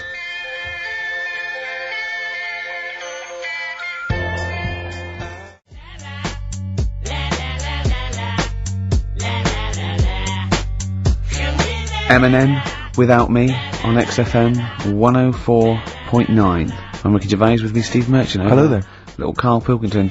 Into the last hour, 3 hours of broadcasting to go, Karl, for us. 3. Yeah. Yeah? What are you going to be doing while 3 we're away? Musketeers. Because you'll obviously still be working here. You have a day job, don't you? What is it you do exactly? I make stuff. You make stuff. What, like furniture? Promos and stuff. Oh, right. Sort of bit of in talk there, but basically like little trails for the station. Yeah. That's what I do all week. Yeah. So you'll be back to doing that when we're off? You don't talk to anyone, do you, in the week? You just hide in your little sound booth thing, and you really don't talk to anyone, do you? Much? Not really. No. I mean, you know, you might call up. Yeah. But no, I keep myself to myself. Yeah. Then you don't get bogged down in the office politics and stuff. Yeah. Is there a lot of office politics here? I don't know. I don't get involved in it. Oh, yeah. Proved your point. So when, we're away and we're, like, out of action, who, other than Suzanne, who will you talk to of the day? How will you get a sort of, feedback from the world? How will you get sort of, like, input and... I always, if ever I've got, like, a question on anything, the internet's sat there and I can just go online and find out. The internet is good. It's brilliant. But it's not all verified. What do you mean? It's not all verified. It's not all necessarily factually accurate. Anyone can put things onto the internet. It's that, you know, that it's freaks and things that put on things one, right? Here's one that I read in the week, right? Go on. About this woman. Yeah. She was a bit of a punk. And, to get her hair done like she wanted it. Super glue? Right, no. She got lard. Apparently it's a popular thing, you might know. Put lard on your head. Yeah. And you put it in the oven. Now, apparently the heat that you get from the oven is different from the sort of heat you get from an hairdryer. Right? And she had to do that to get the style that she wanted. But anyway, she comes into money or whatever, treats herself to a microwave. Right? It's not true. Carl. Opens the door, jams the things, you know, like the little catch, so the microwave works. She jams it with a screwdriver or a knife or something. Yeah. Puts the microwave on, sticks her head in, boils her brain. Don't be ridiculous. Right? Well, why is that ridiculous? Boils her brain. She boiled her brain. She boiled her brain. And this is what's good about the internet. I went straight from that, and there was a subject about brains. And do you know that Russell Crowe, when he dies, is giving his brain to charity or something? Some sort of some people who can do stuff with it. She gave hers to Pot Noodle. Vesta. Yeah. Oh, That's boiling the a sort of skull. Yeah. That's not true. It's not true, Carl. It's the same as the woman who put her poodle in the microwave, isn't it? And all that. Just urban myths. They're urban myths. But again, where does it start? Someone made it up. Yeah. For a laugh. They're just too convenient urban myths. Everyone you can tell an urban myth's not true, because it's always, this happened to a mate of mine, and when you say what happened then, they go, don't know, that was it. Was it? Was that it? Was it? Someone boiled a brain and that was it. There was no more story. Well, Were there any dates, locations, times? I think it was in Belgium. There's that one that a bloke, right, was gonna get a phone call at 4 o'clock to find out if his business was, you know, okay, right? And if he didn't get the phone call, he knew he was broke, destitute. So dead on 4 o'clock, the phone didn't ring, so he went up to the roof of his office and he jumped off to commit suicide. And as he was passing his window, the phone was ringing. Oh no. Carl, it didn't happen. Didn't happen. Think it through. Think it through. Who told that story? Who told that story? As he hit the pavement at 120 miles an hour. He's the only person who could have known that series of incidents. Also, why didn't he wait? dead. As his life's at stake, why didn't he wait till 5 past? Actually, I'm gonna give it 5 minutes, just in case. In case the lines are busy. Yeah. And what sort of bloke goes out, I'll call you at 4, okay, if you're busy. Well, call me anyway. No. If I don't call exactly 4, then, no, you commit suicide. Commit suicide? I would, because if I don't call at 4, that's the end of it. Well, call me anyway. No, that's not the way I work. Why can't you just call me and tell me the other way? Well, I'm telling you how I do it. If you're bust, I don't call. Can't you just call to verify in case something goes wrong? What if it's engaged? It won't be engaged. Just commit suicide at 4, please. It didn't happen, Carl. The other one, right? A bloke, right? He's on a train station, and I'll tell you how I heard it. He's waiting for a cruise station, waiting for, and he shits himself. As you do. And so he goes, oh, my train's in 5 minutes, so he runs across to Millets, and goes, quick, Levi's, 36, The bloke just puts it in a bag, he runs onto the train, he goes into the toilet, takes his, trousers and pants off. His soiled trousers Yes, and pants. throws them out of the window, I won't be needing those again, cleans himself off, open the bags, it's a jacket! Oh. No, it didn't happen, Carl! At what point did he go into it and go, quick, Levi's 36, and the bloke went, sorry, Levi's 36, what, a pair? No, shall I wrap them? Them? It, shall I wrap? Just wrap, whatever it is. Do you want to look? No, I'm not looking when you're putting it in the bag, please. Right? Well, 36 way story, so, well, don't say anything. I've told you 36 Levi's, and put it in a bag and charge me for it. Yeah. I don't want to discuss it further. Yeah. There was one, Here we go. there was one about a woman whose husband died, and she had him cremated. Yeah. And made like a little egg timer out of him. Right. And she said, I did that so it can still help around the kitchen. Well, that might be true, that might be a joke. That's quite sweet. That might be true. That is a true story, again. It was all No, not again, because the ones I just told weren't. Nor is the boiling the brains in a bag curry microwave. Head story, true. Yeah. They're too convenient. Will you be buried or cremated? What? Will you be buried or cremated? I don't know. Cremated. I imagine. Like you, Steve? I don't know, it's out of my hands. Yeah, I haven't thought about I've it. not thought it through, and No, to I be don't honest. care either way. Have you heard the one So about... Sorry. I'm just worried that we're getting into a macabre world now of ashes, boiled heads. I think we should play some music, let people just calm down. Levi's. Just think about some of the urban myths they've maybe heard, assess them, maybe they are absolute bollocks. Yeah. And, they can move on from it. Well, it's just that, the death thing, right? Yeah. There was an argument on there about, do you know that Twilight Zone or whatever it was, Tales of the Unexpected? Oh, yeah. Where the woman got buried alive? Yeah. They were saying how, like, years ago, they'd bury people thinking they're dead. Yeah. And they've recently, like, dug coffins up, and then the people who were in the coffin weren't dead, they might have just been, like, in some sort of deep sleep or whatever. Catatonic. And they've lifted the lid off, Yeah. and there's scratch marks on the thing, Yeah. and that's pretty scary. And Makes you think, I mean, I hope they check these days.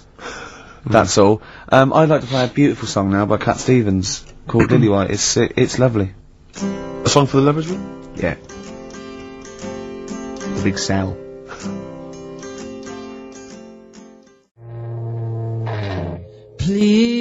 Please. Cooper Temple Clause there. Who needs enemies on XFM 104.9? Well, the bitter end on XFM 104.9. I'm Ricky Gervais. With me is both Stephen Merchant and Karl, the K-Man, Pilkington. Oh. So, you've already got that. That's safe. It's only 4 minutes past. You've had placebo and you've got us three. So, You're definitely going home with that. yeah, whatever that's happens. safe. That's on its way to the hospice. Exactly, you've banked that. Yeah. Now, do you want to gamble all that to go on and listen for another 2 hours? Well, you could walk away now and you're up. Yeah, you're up. You're right? already up. Right, that's brilliant. You have not wasted any time. Do you want to gamble that against another 2 hours? It might be shoddy, it might go downhill, but it might get even better, Carl. What do you say they do? Listen for another 2 hours? Yeah. See, we shouldn't have done that. We shouldn't have asked Carl, Oh, because a lot of them now are already taking what they've got. And what they've got is Yeah. great, Rick. What they've got is lovely. Yeah. They're loving that. They're going to enjoy Oh, we have got monkey news. We've got cheapest chimps. That's not the same thing. How many A lot of radio people stations do. have got two ape-related simian features? Rick, can I point out now, a lot of people are making that mistake. A lot of people are thinking that Monkey News is exactly the same as Cheapest Chimps. It's not. Let's keep It's that not. clear. It's not. It's in the same ballpark, but it's not the same. There are apes, they're involved. They're involved. Yeah. We've also got some great music. Yeah. We've got an amusing sketch about a fly. Oh, it's important. Oh, and Mystique dropping in. Let's hope the Mystique ladies are coming in. Singing their Yeah, music look, for us. I want to kick off with a song that is, you know, you've got like half a dozen posing songs that when you're sort of like between 14 and 18, they were the ones you'd put on to get ready to go out, or just pose around, or be that pop star, or think you're on stage, or whatever, or in the video. And embarrassingly, I dug this out, and I remembered I used to post this like a mother when I was about 14, right? This is Street Life by Roxy Music. You used to do... Mine was Oops Upside Your Head. Yeah. It was just me on the floor in my bedroom. One day there'll be other people in this imaginary boat.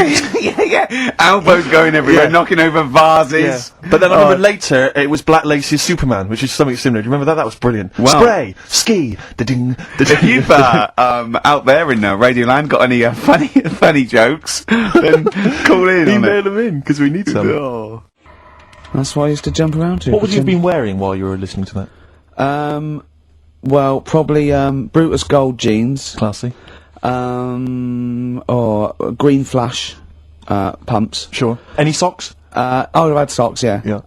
I'd have probably been wearing the shirt my mum got me from Tesco's, which was again a Brutus shirt, and it had women in bikinis eating bananas on a chaise longue. So lots of small ones, or just one big lots of little small ones. Yeah, so you know,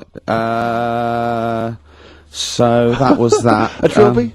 I didn't wear a trilby. Did you have a toy with a trilby? I remember when I went on holiday about that time, and I was about 14. My older brother had this leather jacket, and I was on the beach, just in my shorts and that, and I went to get an ice cream or something. I said, "Can I borrow a jacket?"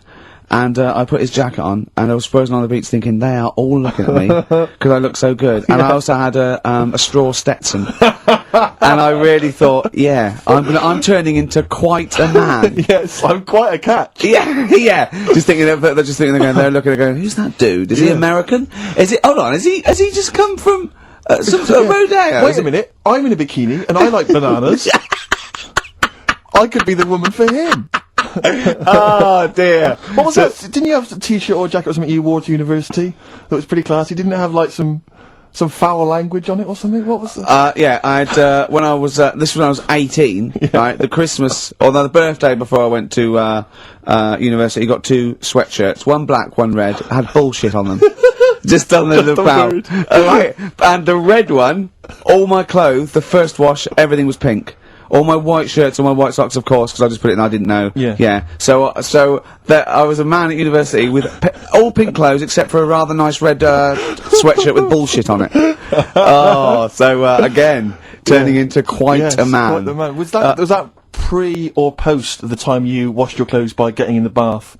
And that was pre. That was the second year when I was had to go and dig at our Halls residence. So I had a bath, and you had to sort of like pay for a bath, So I thought 2 birds with 1 stone. I got in the bath with all my white shirts, because I was going through sort of wearing a white shirt and tie, that sort of David Sylvian sort of frying everything, and Daz, and I just wriggled around in it. I washed myself. It's quite a good exfoliant. I didn't do it again because it was sort of not good for the skin. Daz. Quite sore, is it, around the sort of more intimate regions? Yeah. So there you go, Roxy Music and Street Life. Karl, thoughts? I just was working out time really.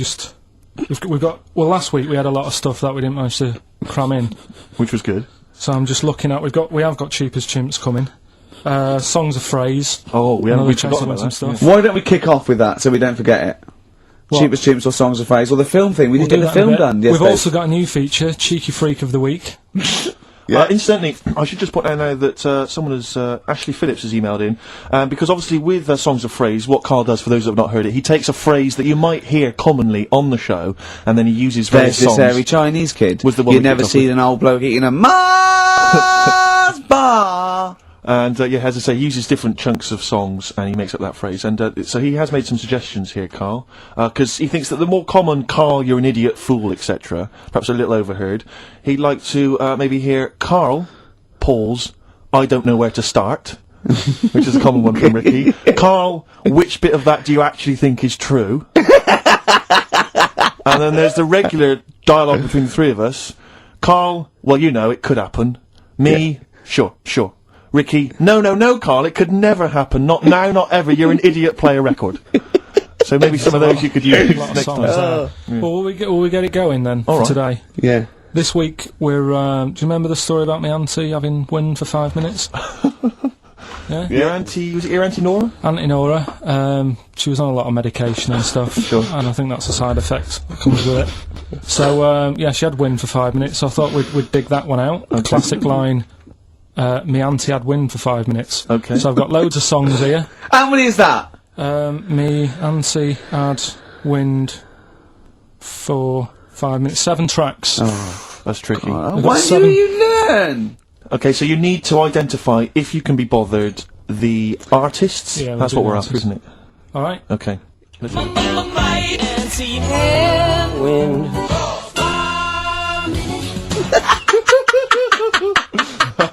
we'll play it a few times. Just remember, as many as you can get, because the Yeah. winner would probably be, you know, who gets 5 or something. So don't worry if there's a couple you can't get, because you could still probably win. Here Go we go on. again.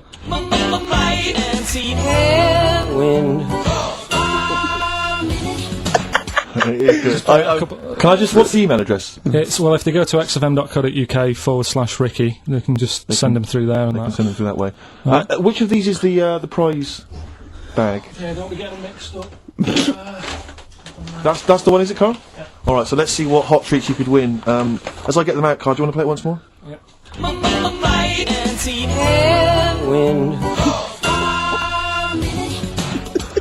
I recognise all of them except one. Yeah. Right, let me see Or what we've got maybe here. Once again, Carl, you excelled yourself with an arbitrary collection of DVDs. Just hanging around, were they? Just hanging around. Again, I'm always interested to know which of our XFM listeners has tastes as broad as this. Go on. We've got the recent BBC adaptation of The Hound of the Baskervilles. Brilliant. Okay, fair enough. That's We've all right. got, what's this? Is this this is something involving Air, the band Air. I think it's a single at best. Yeah. This is probably worth having. This is the current Flaming Lips album, so you've excelled yourself there, actually, Carl. That's not bad. An XFM mouse mat. They're as common as muck. Oh, hold on. You can't give away that mouse mat. It's a piece of foam. Now, I was going to dismiss the oddball sci-fi movie K-Pax, featuring Kevin Spacey and Jeff Bridges, but Carl, is it It's signed by Kevin It's Spacey? signed, yeah. It's an actual. So win that and put it on eBay for £4.50. And, man alive. What is that? Just look at their faces. No, Carl, don't give that. No one wants that unless it's ironic. Series 1 and 2 on DVD of popular northern-based sitcom Bread. Buy it, sell it. The game's getting hard because someone's dealing you a losing card. Alright. They all had a go. All the actors had a line on that song. Oh, Play the clips again. play the clips again. They really want to win it now. Here we go.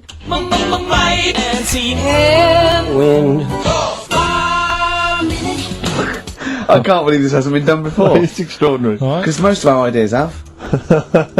Lucky Man on XFM 104.9, Ricky Gervais, Steve Merchant and Karl Pilkington. The emails, I should point out, aren't flooding in on the No, but it competition. always takes time when they go through the website. Does it? Yeah. Okay. So they'll be arriving in a bit. Do you want to play it once more for those that just joined us? Alright then.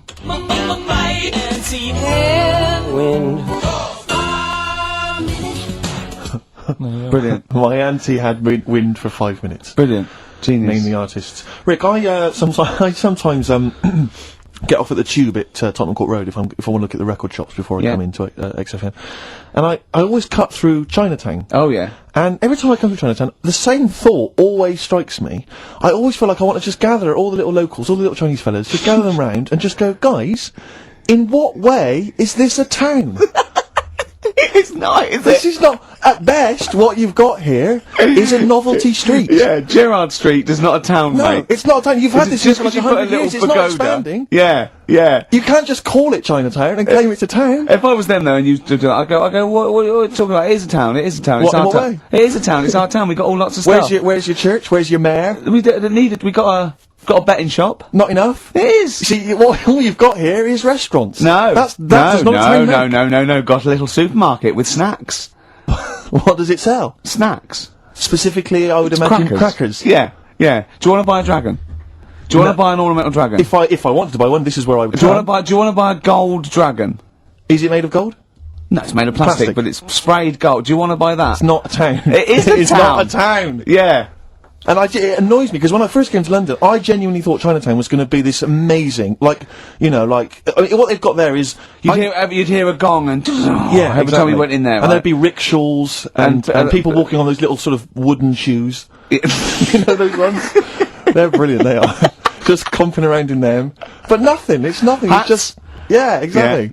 It just reminds me of, have you ever been to any of those sort of museums? You tend to have them up north, where they've got, like, you sort of sit in a little cart, and it sort of rides you through kind of, I don't know, it might be, Newcastle the in the Victorian era. Yeah. Then, Could I have a, half a pound of those sweets, please? Exactly. Of course you can. If there was some animatronic men, it would just be an exhibit. Yeah. Although their concession of being 100 years ago is that there's some scales in the shop, and there's a horse outside. Yeah. That's it. That's it, exactly.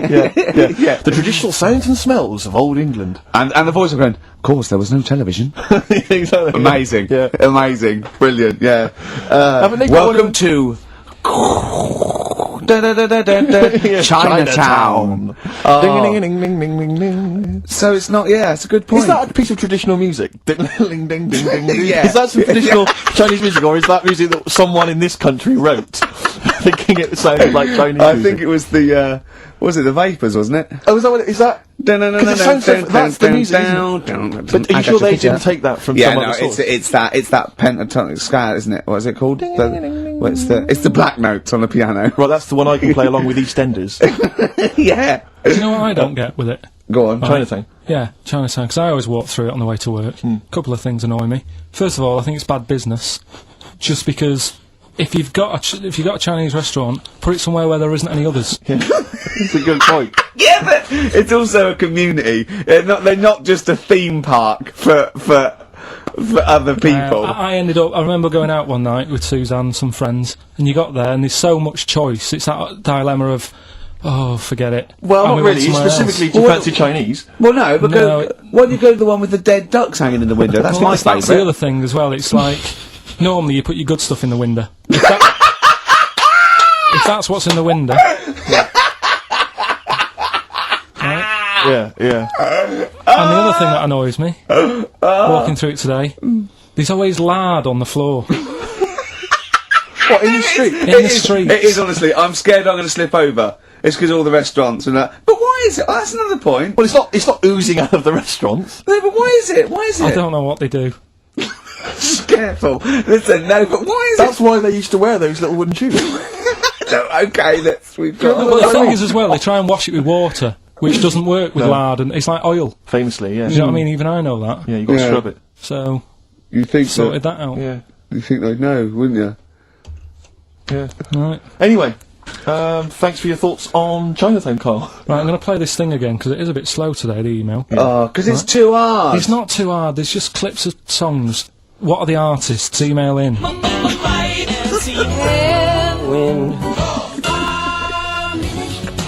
xfm.co.uk. He's getting annoyed because he put the work in and no one's... He's getting annoyed! Do you reckon we'll get away with it? You see, you've worried me now. Yeah, I don't know. He's worried me. My Carl. apologies if you're offended at all by my reference to those little wooden shoes. Well, that's not going to help, Rick. Dear. That Chinese women used to wear. I don't think they still wear them. We've only had one complaint, haven't we? We got from the Sonys, that one about talking about the swan's penis. But you know, things about complaints is people complain all the time. It's whether it's upheld because it goes from authority, and then they have to go, oh yeah, look, that was in poor taste or pre-watershed or some of the things you said on TV though, you must have been stung. Well, see, I've only had one upheld, one serious slap on the wrist for something I said. But what was he saying? Can you repeat it? Well, I can. I was talking about, and it was a true story. I was talking about this little old man who his daughter was taken to home because he used to fry up bacon and rub it round his to get the dog to lick them. Right. And you got a complaint. Yeah. And that was it, that's where you got a complaint. Yeah. Yeah. What's up with that? Well, he said it on Songs of Praise. They said it was in poor taste, I suppose. What other complaints? You know the biggest complaint ever on TV, the most complaints ever for anything on TV, was the showing of The Last Temptation of Christ. Yeah. Do you know the second? Yeah, the second was I think Anne Robinson put in the Welsh into room 101. What? Because she didn't like him and that. Yeah, she just said, well, they're going in the, you know. She said it slightly more eloquently than that. Yeah. I can the people or the place. I don't know. I think it was the place and therefore the people. Yeah. What do you mean, yeah? No, well, you know, my mum and dad have sort of moved from Manchester. They've reside now in Wales. Oh, yeah. And it is. Look at his face, turning his nose up. No, but it is pretty depressing. Do you know what I mean? It's just one of them places that it's like you go back in time and that when you go there. I mean, maybe the major cities there, maybe Cardiff is alright. What, even coming from Manchester, it's like going back in time? It's just, it's like one of them places that it feels like every day is Sunday. Do you know what I mean? It's just depressing and grey and slate Lots of everywhere. bickers walking around going, I'm late. Well, yeah, it is the sort of attitude they have, right? And this is true because my mum and dad live there and that, right? And they love it, it's alright, it's an healthy place to go when you get older and that. But this is why they don't move on in Wales. Well, because it's like to make another... No. Sorry to any Welsh people listening, we're not saying you don't move on. Carl is. No, but... Sorry about the little Chinese shoes again. The thing as well. is, it's good that, in a way, that they do that, and they don't want to be, like, you know, rushing about everywhere, because the way London isn't that great either, is it? Because it's totally opposite here, right? Yeah. So I'm not having a go. It is a bit dull. I think even people who live there will agree with me, Okay. right? But, like, one of the shops that my mum and dad use, right, it's only a little sort of villagey type shop, they can't be bothered staying open for hours and hours, right? Because there's not enough people use the shop. Yeah. So what you do is, they get used to what you buy, They and leave it out. they put it in a phone box outside. They put it in a phone box? Yeah. So it doesn't get wet.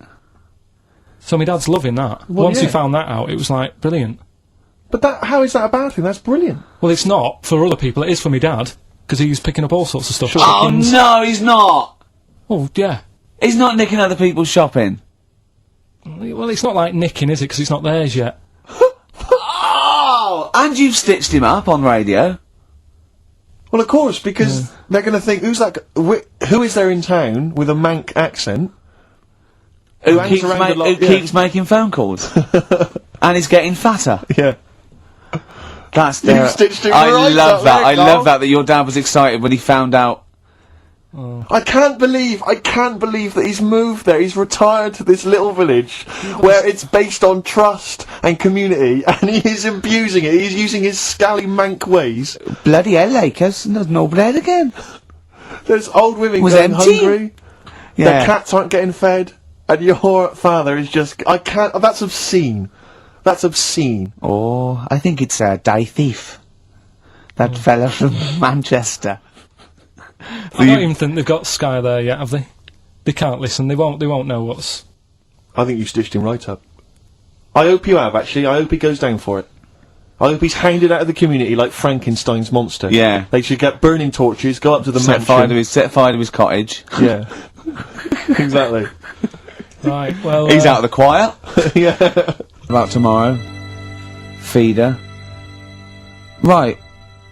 Listener, I'm talking to you now. Have you seen these posters around with me and Steve on it, right? It's embarrassing, right? We were mucking around at a photo session, and XFM wanted to do some posters. We couldn't be bothered to do them again, so we let him have this one. Irony comes back to haunt you, and it looks like I think I'm Simon Temple or something, and Steve's alright. But we think that Karl should be in it. Definitely. Karl doesn't want to be in it, but it looks like everyone listens to this show for Karl's, basically, you know, innocent stupidity and some great tracks. Exactly. They don't listen for us anymore, No. Steve. So I think it should be a campaign to get Karl on the poster. Yeah. Well, I should point out that I think XFM are more than happy to have him on the poster. So it's just him. You don't want to be on there, do you? There's no need for me to be on it. Of course there is. Why not? I get so many emails here as I'm sat during the show reading them. So many emails saying, what does Karl look like? I Well, want if they pictures go of to, Karl. if they go to xfm.co.uk/Ricky, we've got those film bits on there, those video mock-ups where I'm part of it. You can sort of... That's not see it enough, on there. Karl. People want to see your face. You're part of the show. Not You're an bothered. intrinsic part of the show. Yeah. Yeah, we'll get you on the No, poster. Why? Just, it'll be too much on a poster. They can only take in so much. What do you mean? They can only It's take in good. so much. Yeah, it's good with two people. No. It's enough. So what do groups do then? Well, they haven't... It's like Ringo Starr is being left off the cover of Sgt. Pepper. Yeah. Or Rutherford doesn't get in a look in with Genesis. Exactly. Well, You know. Which would be outrageous. Yeah. I'll say, oh, sorry, Tony Banks, you can't be in this one. Yeah. It's just me and you will be very. You see, you look like the Collins, Yeah, so but you've got to be I in there. don't photograph that well either. You're joking. Is it because you look like a little cue ball because it just shines off the top? But a lot of people as well. You should dispel the myth. A lot of people think for some reason that you're fat. A lot of people say to me, "Is he fat?" No, but that's because I haven't got much hair, so it looks like my head's big. No, they haven't even seen you. They just think from listening to the show that you're fat. That's because you're northern. They think you just eat chips and complain about the weather. Well, Complain about the south. I just think you could answer a lot of your critics. but then you see what I don't like about this world. A lot of people judge people on the way they look. Yeah. Oh, Like you hey. If only more people thought like that, Steve. But Carl, you judge people on the way they look. Yeah, I know. That's what I mean. But I couldn't with me, could I? Because I don't know what I look like. What? If I was listening to me on the radio, I wouldn't be able to say, "Oh, he's a," and slag me off and that, because I don't know what I look like, and I quite like that. Do you know what I mean? I've lost. I don't know what you're Absolutely talking about. lost. Just believe me, right? I'm right on this one. It's best if you leave it. Well, we're not going to leave it. We're going to get you on the poster. I mainly have to see myself on videotape this morning. That's put me I even showed more him. The animal show I did, the show. Yes. I'm doing a video, and I did behind-the-scenes footage, and I've got you've seen it, haven't you? I feel a bit of Carl on there, isn't there? Yeah, it's great. Yeah. It's lovely. He can't believe it. He said, "Is it playing slow?" Because he's so slow. When I come into the office, he's going, "All right." That's how you on my talk. head as well. I look like I'm looking into a spoon. I'm not happy with it. I just think that if we're willing to if Ricky's willing to use his celebrity profile for the sake of the show, Yeah. I'm willing to look like let's say a fairly handsome, kind of cool customer. I think the very least, Carl, is that you appear on there as well. You could dress up smart. Are you worried that you'll look the worst out of all three of us? Who am I standing next to? I'm next to Steve. I'm fairly confident. Yeah. I like the way it's so predictable. You pull the string because you know what it is. It's not. You pull the string. What were we talking about before? I was to tell you, the most complaints ever, the Last Temptation of Christ. I haven't seen it. Was it? It's Scorsese, isn't it? It's Martin Scorsese, and I've bought the film actually recently because I was intrigued to see it, but I've not actually watched it. But from what I understand, the reason that it was so outrageous is because it has a whole sequence which shows what it would be like if Jesus had lived his life and not martyred himself on the cross, but lived his life as a human being. Part of which is him having sex. And so I think that was chiefly what the outrage was, that it was showing this godly man to be, as human as he was supposedly. Because he's supposed to be human as well. So that's the reason. That was the reason that there was complaints there. I don't know. I haven't seen the film. Well, I can't you say. see him, do you?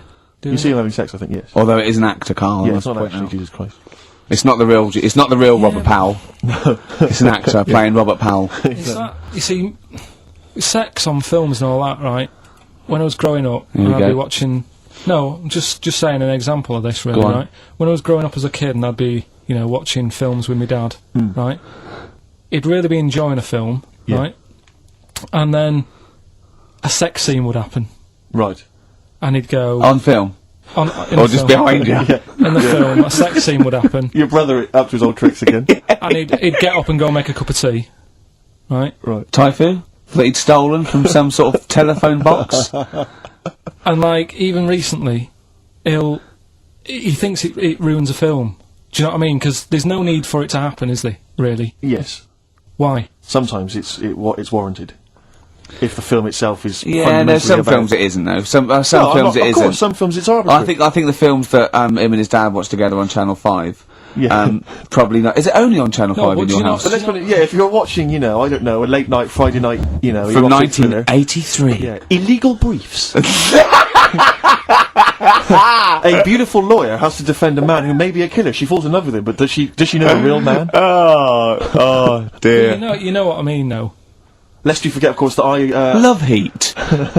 With the bloke that is now in... Go on. Of course, that I, according to the Internet Movie Database, I once appeared in one of those films, in the film Killer Image, a Canadian film, I believe from 1989. According to that computer... it's all wrong, isn't it? It's all wrong. It's all wrong. Of course it is, yeah. Apparently I was in that, and I played the role of Kirk. Was it a porn thing? No, I think it's just an erotic thriller. Oh, right. That I suppose You only had a very small part, though, didn't you? Indeed. Yeah. Yeah. But no, do you know what I mean? Sometimes you don't need to go that far. Say, like in this Jesus programme, right? Film. What's it called? The Last Temptation of Christ. Jesus, talking. You know what? What's his name? Is it Ralph in The Simpsons? Yes. I drive a kitty cat. It's like talking to that. Yeah.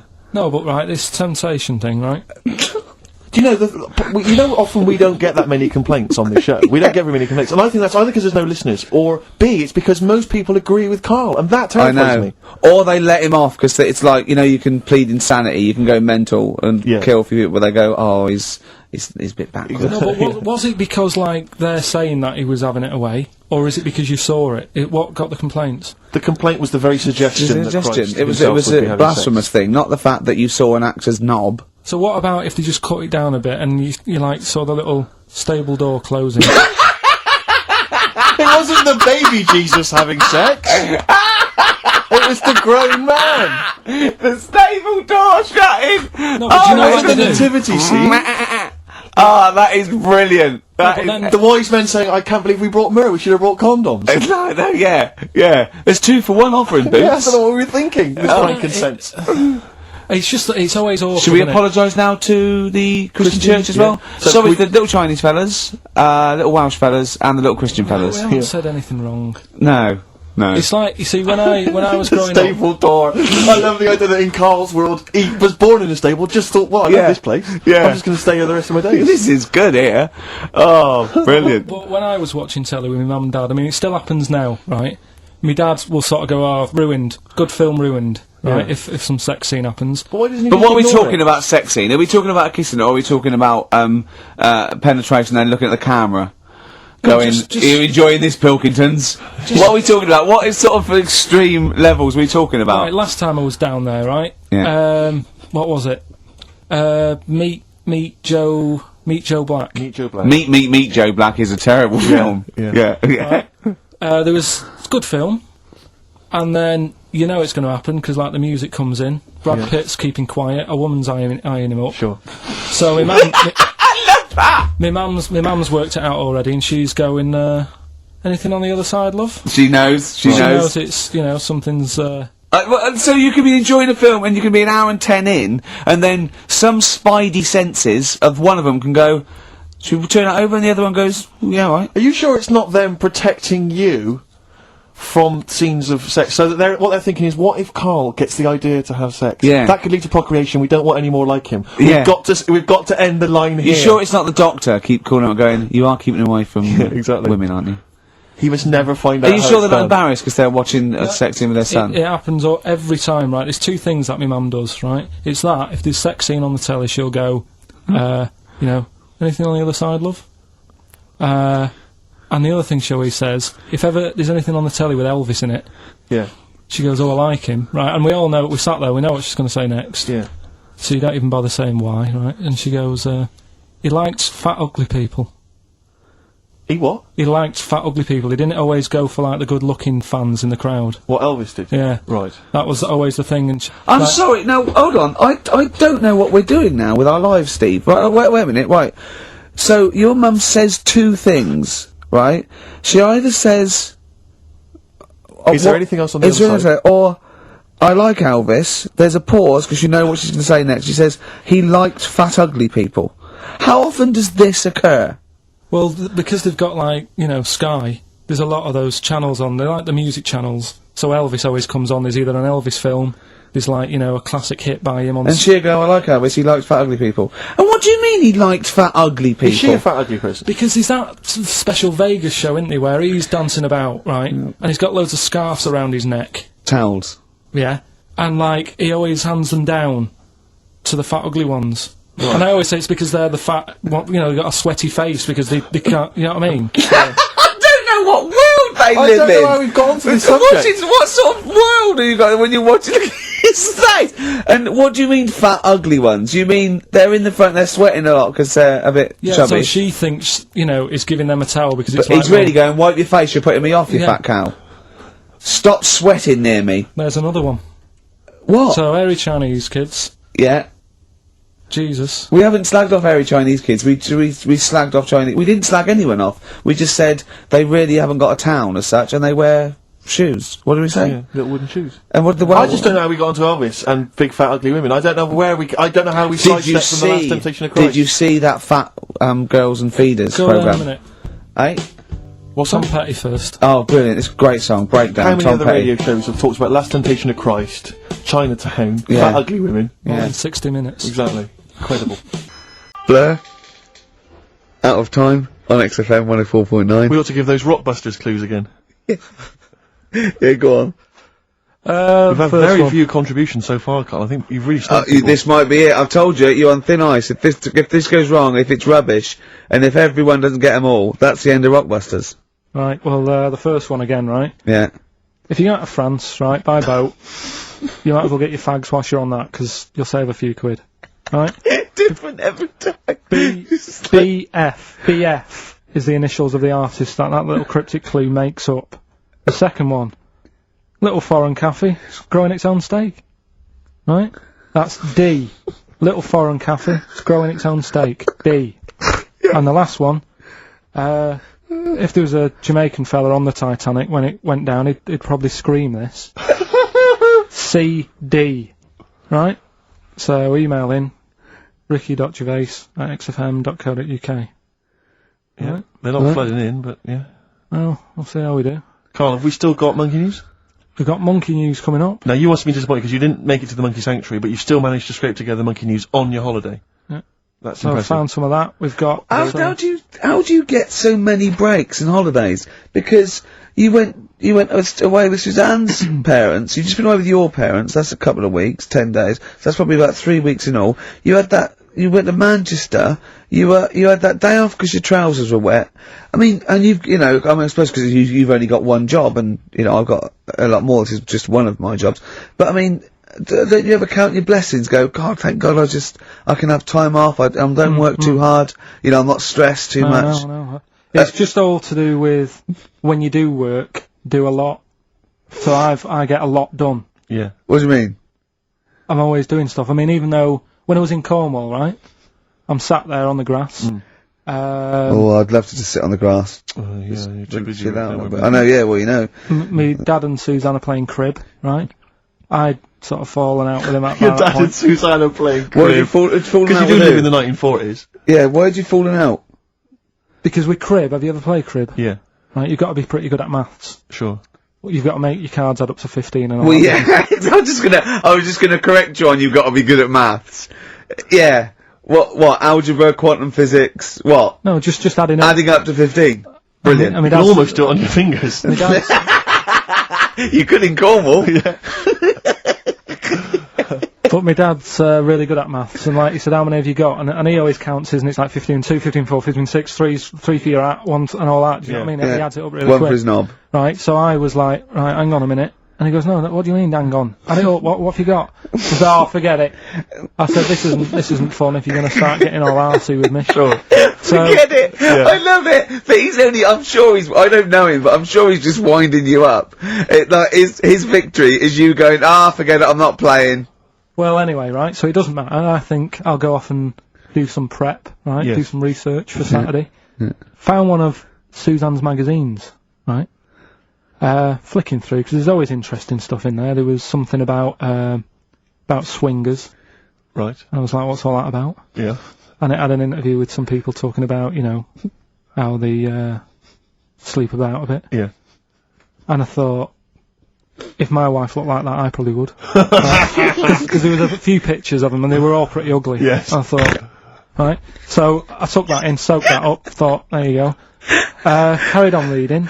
There was a bit in there about how women still have crushes, right? Yes. And the woman was going on about how she's 38, right? But she still fancies Chris Martin from Coldplay. Uh-huh. And, even though it'll never happen, she's still got that little bit in her head that thinks one day she'll leave Gwyneth, right? And end up with her, right? Right. Anyway, so I'm thinking this is a bit boring, but I'm flicking through it all. And, Is this a Rockbusters clue? No. Right. And I read further on, right? And, she said, I like to go out with my mates, and we come up with lists in pubs of people who they'd be nice to go out with. She also came up with a list of unlikely lust objects, I think she called them. Yeah. Guess who was in that list? Ricky Gervais. Think again. Karl Pilkington. Right. Next one. Johnny Vegas. Said, lanky co-writer. Rubbish. Lanky co-writer. What do you mean lanky co-writer? Well, do I need to say any more? He said... Hang on, wait a minute. Let's not talk about... I don't know what you're laughing at my expense. I'm an unlikely lust object. Yeah, But yeah, what was it called? The list? The unlikely lust object. Yes. You were in there, right? Who else was? Well, you weren't in there. Richard Madeley. Fine. Yeah. He's a good-looking guy. Alistair Campbell. Brilliant. Another handsome dude. What you talking about? You think I'm ashamed or embarrassed about that? I'm proud of it. What magazine was it? I need to buy a couple of copies. It was. Need to get a t-shirt made. Yeah, and did she leave her number? Yeah. What magazine was it? Just out of interest. I think it's called Red. Yeah, sure. Yeah. But now you've dissed those people that have put themselves in their swingers because you've said they're ugly. So now we know what magazine it is. People are going to look at that. People are going to look at that poor woman, and they're going to know you think she's a hog. No, but I think they even know. Was there a picture of the woman who'd drawn up the list of unlikely lust objects? What was she like? I wouldn't waste my time. Thanks, mate. I know you're on my side.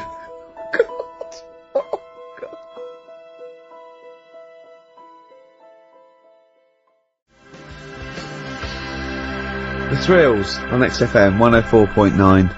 I'm Ricky Gervais, with me Steve Merchant, object of unlikely lust object. Steve Merchant. I'd like to have that now, prefixing my name everywhere I'm written about. I know, yeah. Did he make the freak list?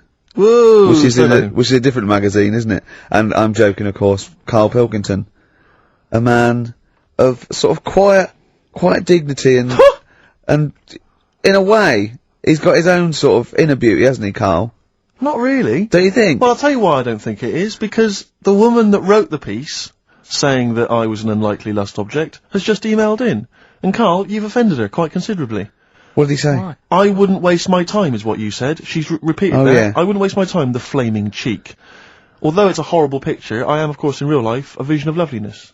I'm not 38, I'm 25. I don't think Stephen's that unlikely lust object. A sense of humour is important, and he's welcome to my phone number if he wants it. That sense of humour's important, that's a down, Is she a isn't it? swinger? Stop it! Don't have a go at the woman, for goodness I'm sake. messing about. She knows I'm messing about. Well, how are you messing about? I've told you this though, I've told you that anyone could be listening, haven't I? I've told you that before, things you say. But we encourage him, we say, what does she look like? But it's meant to be rhetorical. That was a joke, that was Stephen's joke, what does she look like? I.e., him joking, like, oh, I'll call her up, because I'm on a list, and then you have to say that. I mean, that's what I mean. So chances are, if she likes Stephen, she hasn't seen him, she listens to the radio.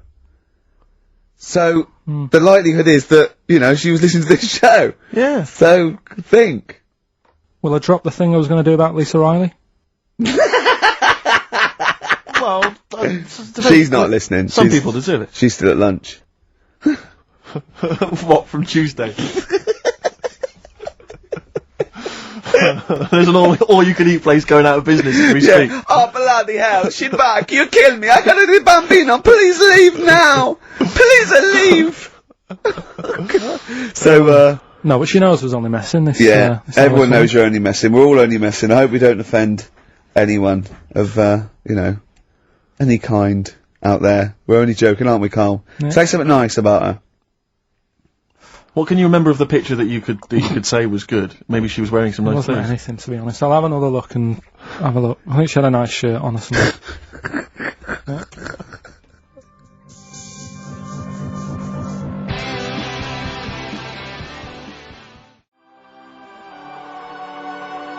Forthcoming single from British Sea Power, that's called Carry On. I love it. It's great. It's fantastic.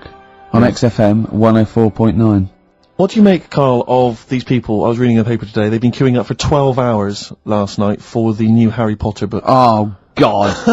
Oh, God, it really annoys me. Everything, oh, God, it really annoys me. But who has to... I mean, I know it's just a kind of willful sort of stubbornness. I see adults reading it, Well, I was up in Hampstead last night, and there's a Waterstones branch of that, and there were a couple of people outside queuing.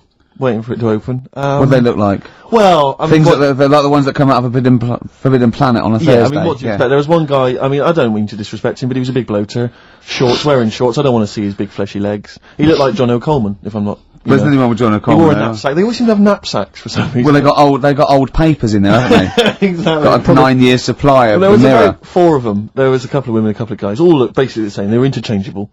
And, We'll get an they were email there from him in a minute. Yeah, yeah. I am the fat bloater with fleshy legs. yeah.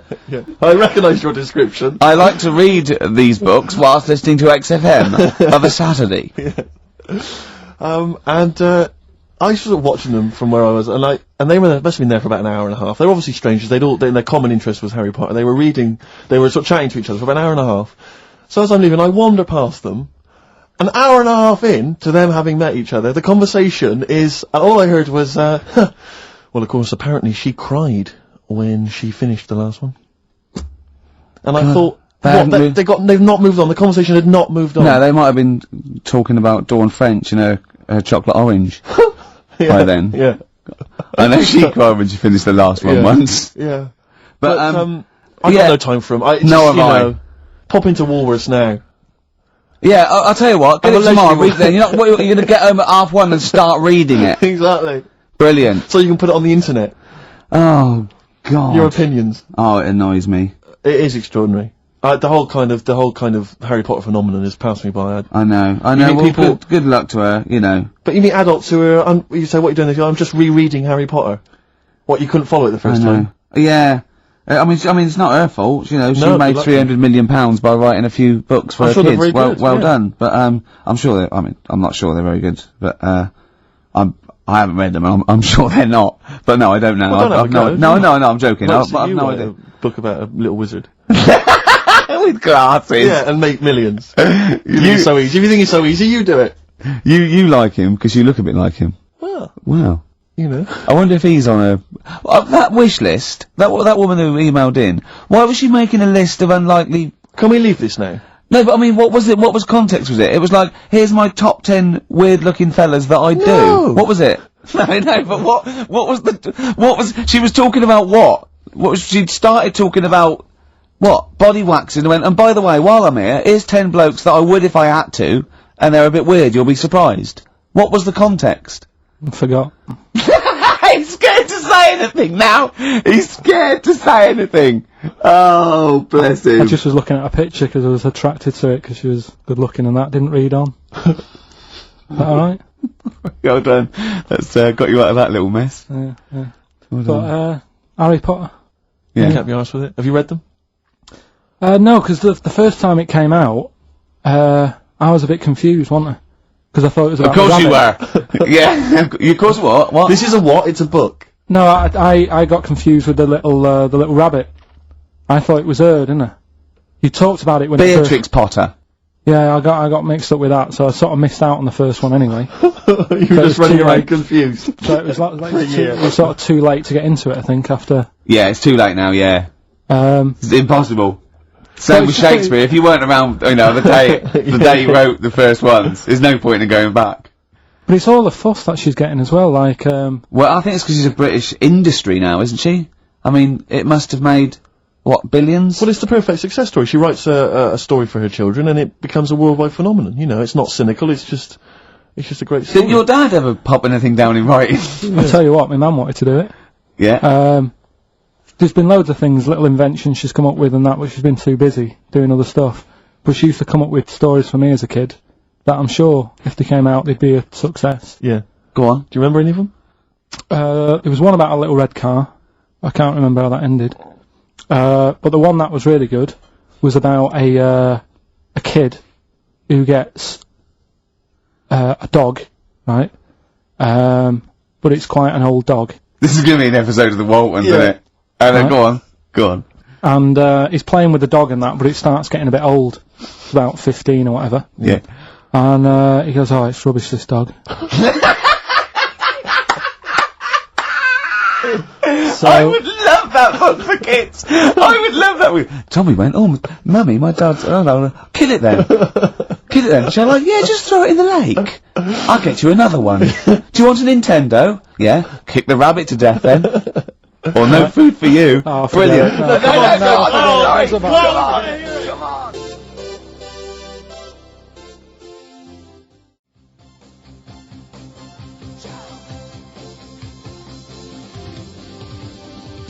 Jump. Van Halen. On XFM 104.9. Right, come on and Carl, we've got a lot to fit in now. We've insulted a lot of people. Only about 25 minutes to go. We've got monkey news, we've got rockbusters. Have we got a cheeky freak of the week this week? Could cram it in, see how we do. Do we want to hear the end of Carl's story? Yeah, what's I really the wanna hear the end of your kid, story. little Timmy and his 15-year-old dog Lucky got a bit bored with it. Right, so he said, oh, Mum, you know, this dog's rubbish and that, I'm sick of it. Yeah. So she goes, How old were you when your mum was telling you this story? dunno, about 4. Okay. It wasn't last week on holiday. No, right.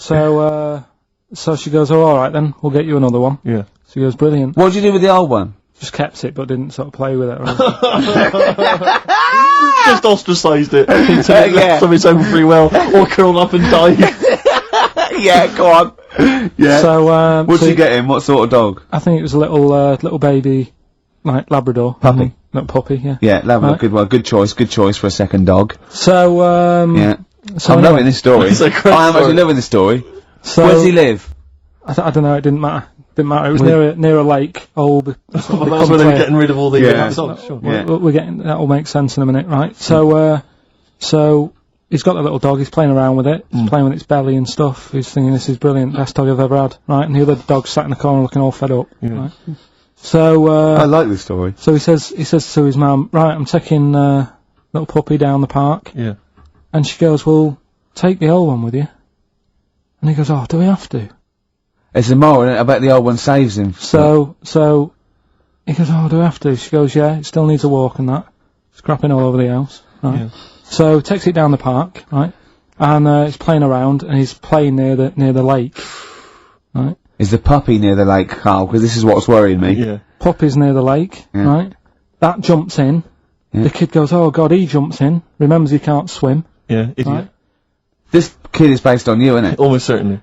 Flapping about, water's going everywhere, he's going, I can't, oh god, and he wants the puppy to help him, but the puppy's just like drowning as well. Yeah. The old dog comes up, drags them both out. He goes, I can't believe it. You know, I said I was fed up with you. Yeah. You saved my life. Yeah. He gets home, and he says to his mum, Kill the "Get little rid of one. the puppy." Kill the puppy. Yeah.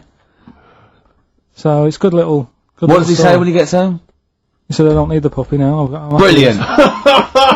Brilliant. Genius. It's good, isn't it? Yeah, so the moral of that story Well, they is just show- follow your whims. They just, yeah. If you get bored, and get another puppy. Get another dog. If you get bored with the old one again, just do it again. I mean, Yeah. just eventually, get something Yeah, that you learn like your for a dog, little. who cares? Yeah. That's brilliant. That is a brilliant story, though. Right, so that's that. Rockbusters. Yes. I don't want you to have monkey news right now, because we've just okay. had a little story there. Sure. You don't want to, don't want to go too far. Yeah, go on. So we'll get Rockbusters out of the way. Have we got a winner? Yeah, well, come on then. See, it worries me that we've had very few entries. I think that even your mental fans aren't getting these, which is really worrying. They must be terrible clues this week. Alright, well, Has anyone got them right, Steve? I think there's just one guy, yeah, who I suspect has won in the past. but Well, there we are. so what? right, the first one. If you go out of France by boat, you might as well buy your fags when you're on that, because you'll get them a lot cheaper. Brilliant. Right? Yeah. BF, Yeah. buy it ferry. Right? That's like, What? buy on ferry. What? Buy on What's ferry. Brian Ferry? What's that? Is that a band? What? What is it? I don't know what it is. Brian Ferry, Brian Ferry? What's that got to do with buying on a ferry, though? just because it's quite close to it. Buy on ferry. What? Buy on ferry. Sorry, what? That's the What's your first first one. language? The second one. That's rubbish. That doesn't count. No, of course not. Brian Ferry. Brian Ferry, buy on Ferry. There's this little foreign cafe. It's growing its own steak. That's Delamitri. The third one. What? Sorry, what? What is that? What is that? Delamitri. Deli is a little foreign cafe. Yeah? A meat tree and that. A meat tree! A meat tree! What were the initials for that? Just D for that. Just D for that? Yeah. So not DA? So you didn't even give them a chance to get the group? Oh, they got it. Well, no. No, they didn't. Right, it's the end. Right, go on, right. Go on. Deli Meat Tree. Deli Meat Tree. One word. D. Or any letter. They're growing their own meat. M's in it. Go on. Okay, so Bayern, I love Bayern Ferry. And Can I just point out, Rick- Oxymusic was brilliant. Can I just- I love Oxymusic. Go on. Can I just point out, Rick, that, we've had David Bowie? Deli Meat Tree. Yeah. I don't see why, necessarily, Aidan, who, emailed in, why he doesn't get to win, because he emailed in dire steaks. Seems to me just as valid, as far as I can tell, but Deli Meat Tree it is. And the last one, if there was a Jamaican fella on the Titanic... I'm looking forward to this. With a little bit of fear. Jamaican fella, if he was on the Titanic, he probably would have screamed this. Yeah. That's Christ de Berg.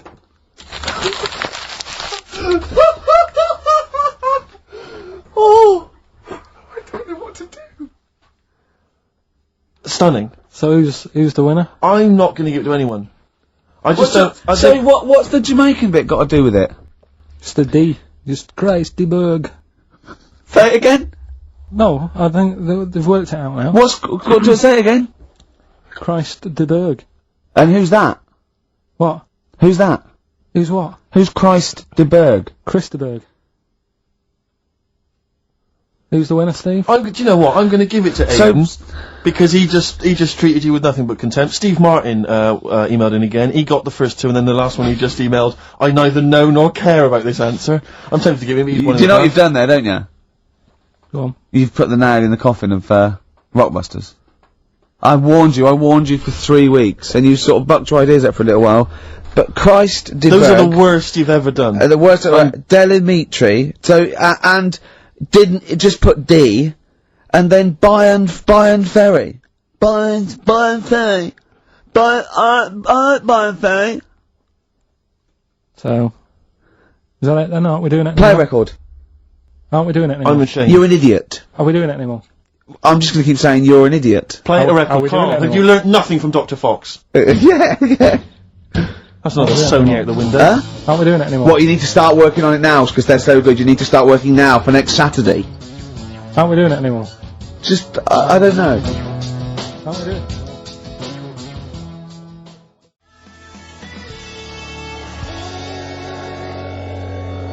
Cardigans. You're the Storm on XFM 104.9. Well, nearly the end of the show, but we wouldn't let them down, would we? You know what it is now, don't you? Oh, chimpanzee that monkey news. Right.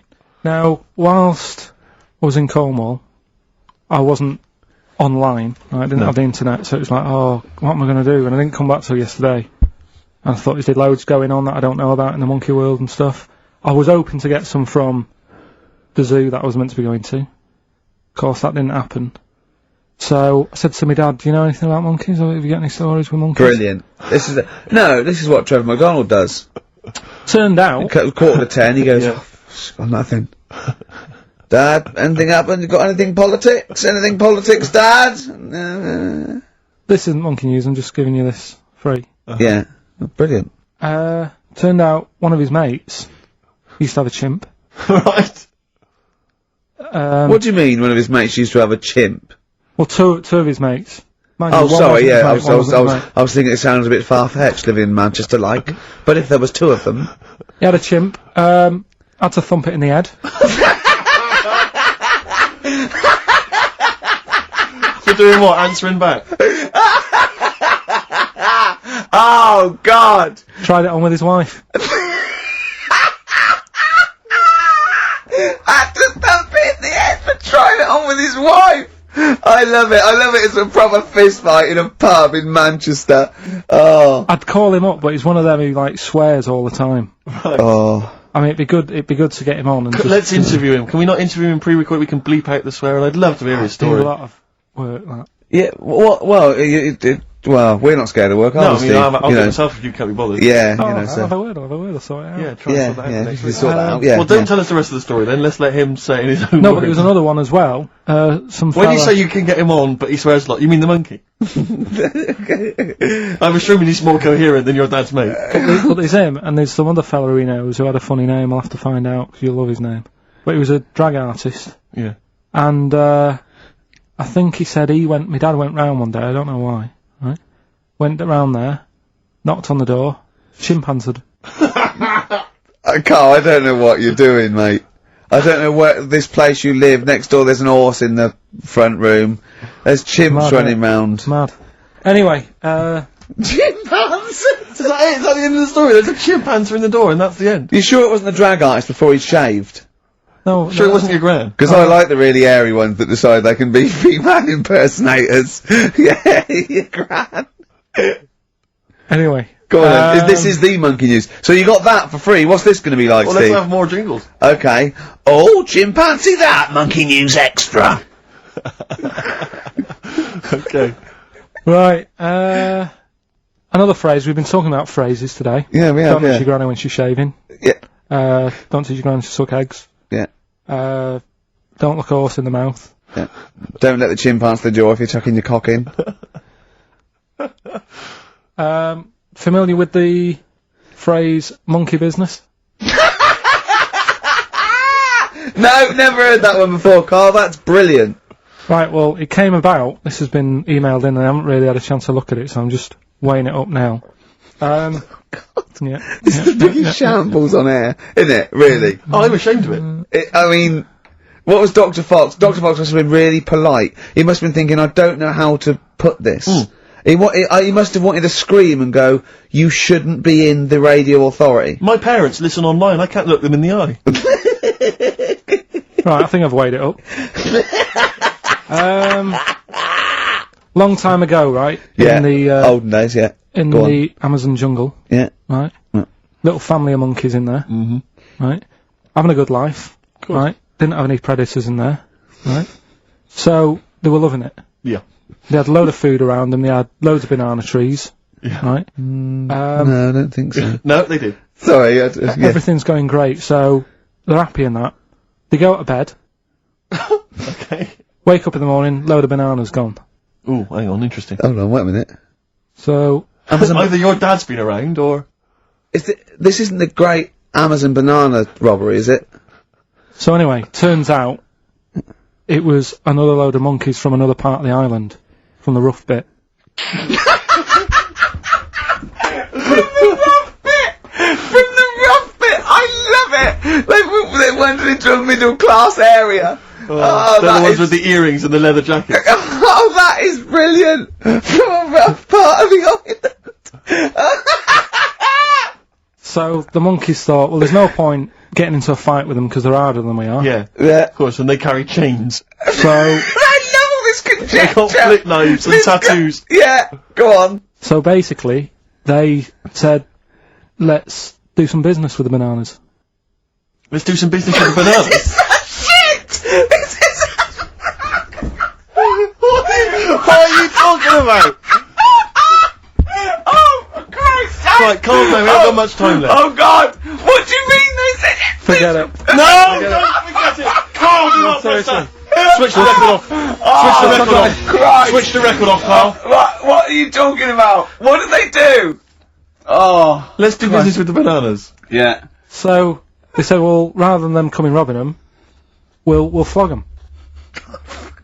So that put a stop to it then. The monkeys came. They didn't have money. They said, give us some, give us some bananas. And it says So what, they exchange bananas for bananas? for berries and nuts.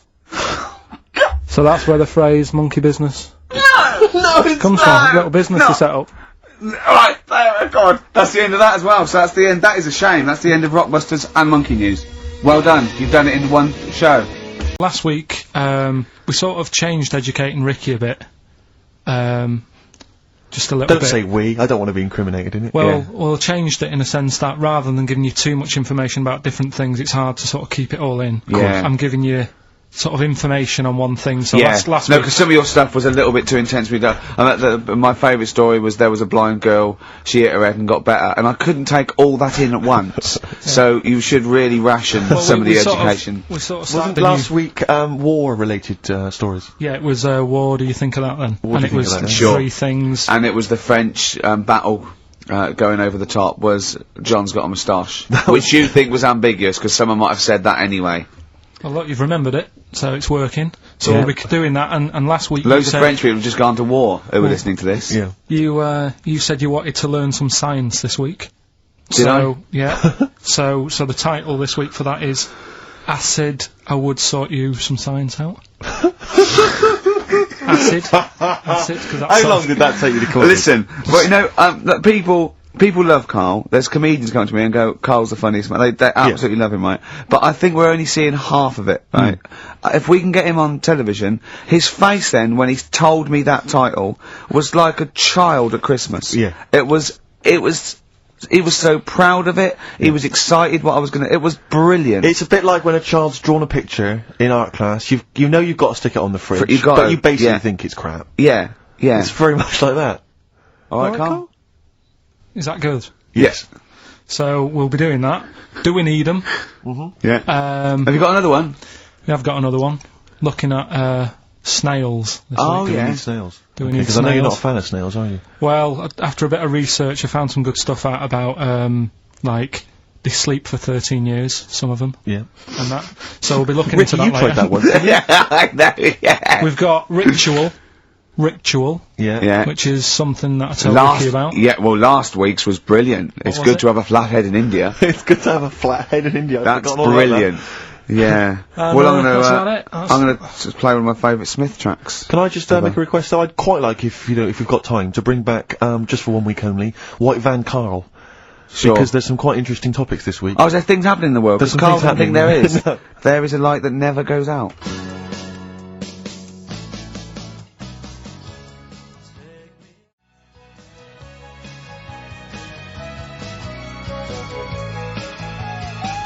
What?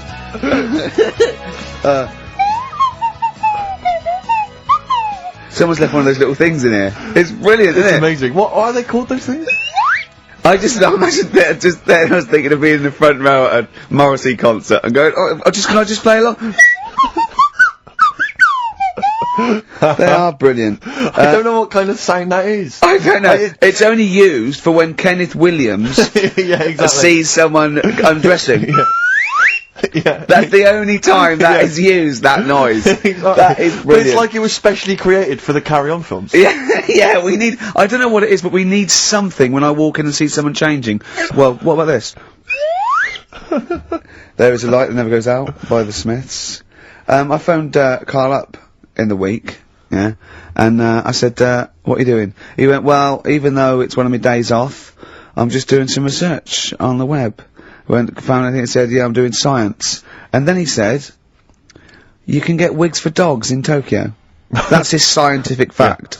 And I went, what do you mean, dogs, if they need a wig? I said, if they need a wig, what, dogs going bald? And he went, like, this is fine to him, he went, it's a stressful city, Tokyo. The world's alright with Karl. He's always got an explanation. I've only ever seen him confused once. When, in Edinburgh, he looked out of his window one day and he saw a bloke putting a parking ticket on some rubbish. Yeah. And that genuinely confused him. Yeah. He couldn't work out, could you? It's a bit weird, isn't it? And the woman breastfeeding her 8-year-old child, you didn't like, did you? I don't like that. But, the what's the name? Animals with wigs. I kind of thought, after I put the phone down to you, kind of thought about it, thought, yeah, it's a bit daft, that. Are you sure he's not the ageing pop group? No. The Animals? But when you think, have you ever seen, like, a bald pet? No.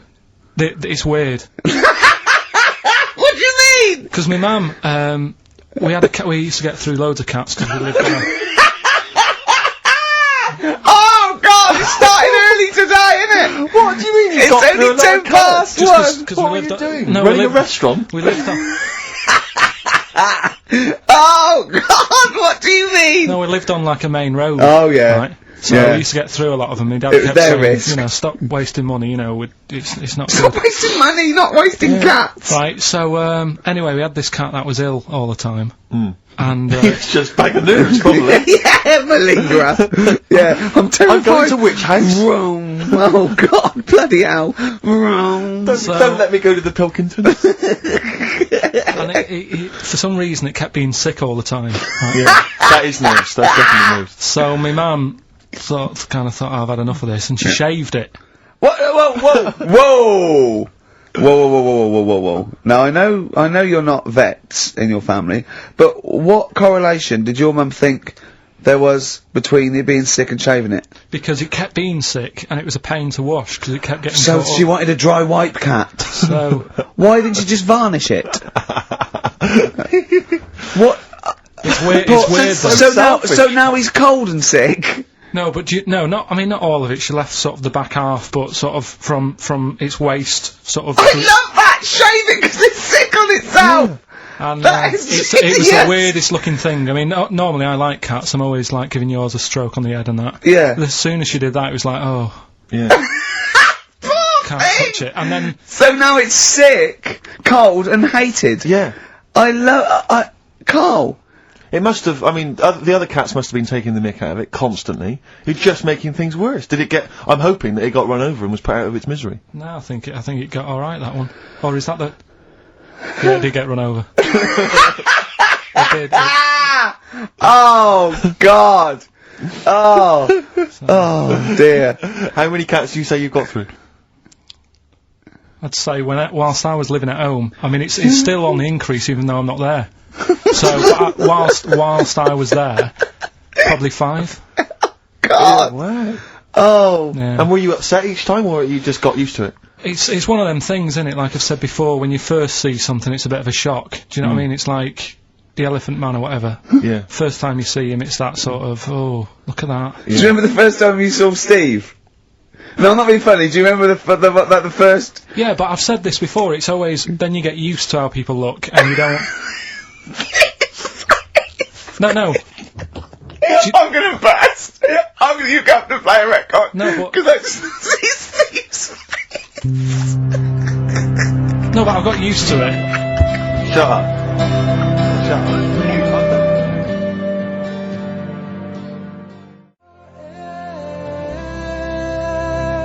Let You Down. Gold Rush on XFM 104.9. Ricky Gervais, Steve Merchant, Karl Pilkington. Brilliant. Rick, So- I was in, I don't know whether I should tell you this because it might rock you to the very core. Go on. But I was in an Indian restaurant the other night, and you've not seen the film. Have you seen the film Notting Hill? I haven't, no. Right, in the film Notting Hill, have you seen that, Carl? Yeah. Do you remember the bit, Julia Roberts plays a movie star, rather like Julia She's the Roberts. most famous. Yeah, I know and she's her. in a restaurant having dinner with Hugh Grant, and she overhears some people in the restaurant slagging her off, and saying, Oh, you know, yeah. she's a slapper, probably all actresses are. And she's sort of stewing on it, and Hugh Grant wants to say something, and she says, "No, I won't let you." And then as she's walking out, she goes and says something to them, and of course their faces drop. They can't believe it's her. Anyway, I was in an Indian restaurant the other night, and they were slagging you off, Rick. Oh, Well, what they were saying is they were going, "Oh, Ricky Gervais. The thing about Ricky Gervais is he's just like the character he plays. right. He's just like David Brent in real life." And I was listening in, and I was thinking, well, I want to say something. I want to go over and have a word and say, you know, you're partially right, but I couldn't. I didn't know what to do. I didn't know what to say. I couldn't. What could I do? I couldn't really go over there and get into a rumble. I want to say, what do you mean that I'm Yeah. like him? I use his face and his vocal cords, but I mean, I can't help that. But it's that thing as well of I don't know where they've got this information from. But no. Because you're but not, It's so they're received. wrong, Well, so- it's yeah, they've received it from somewhere, or they've read it or something. It's just, but I don't know. I mean, I can't really be annoyed that they're just wrong. But it was very weird, It's 'cause like it's like being annoyed at a vicar believing in God. I can't get annoyed with him. I just don't believe. But because obviously they didn't recognise me, it's rather like, you know, when they talk about that idea that if you could go to your funeral, what would people Yeah. be saying about you? It's Yeah. the closest you could get to that. Well, in you- that you can hear what people are saying about your friends. But won't you to get him round to that? You go, he is. Yeah. What do you think of the other fella? Sometimes with him. Yeah. That tall fella. He's good, isn't he? Yeah, I know. Yeah. It's a shame actually because on the occasions I do get recognised from minor appearances, I'd never get any cool fans. I just get the nerds. I get the real nerdlingers. I don't get, you know, beautiful women coming You're putting them out. off, though. Putting them off. You've got to take what you can. Well, But you'll have nothing. no, I know, but this girl came out the other day and she said, hey, are you that guy who's involved with The Office? I went, oh, yes, I am. She went, my boyfriend loves you, he's over here.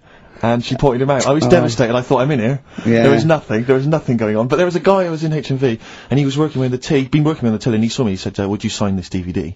I went, oh, no problem. I said, and I was trying to make conversation, I was trying to be frothy, and I said to him, oh, selling well, is it?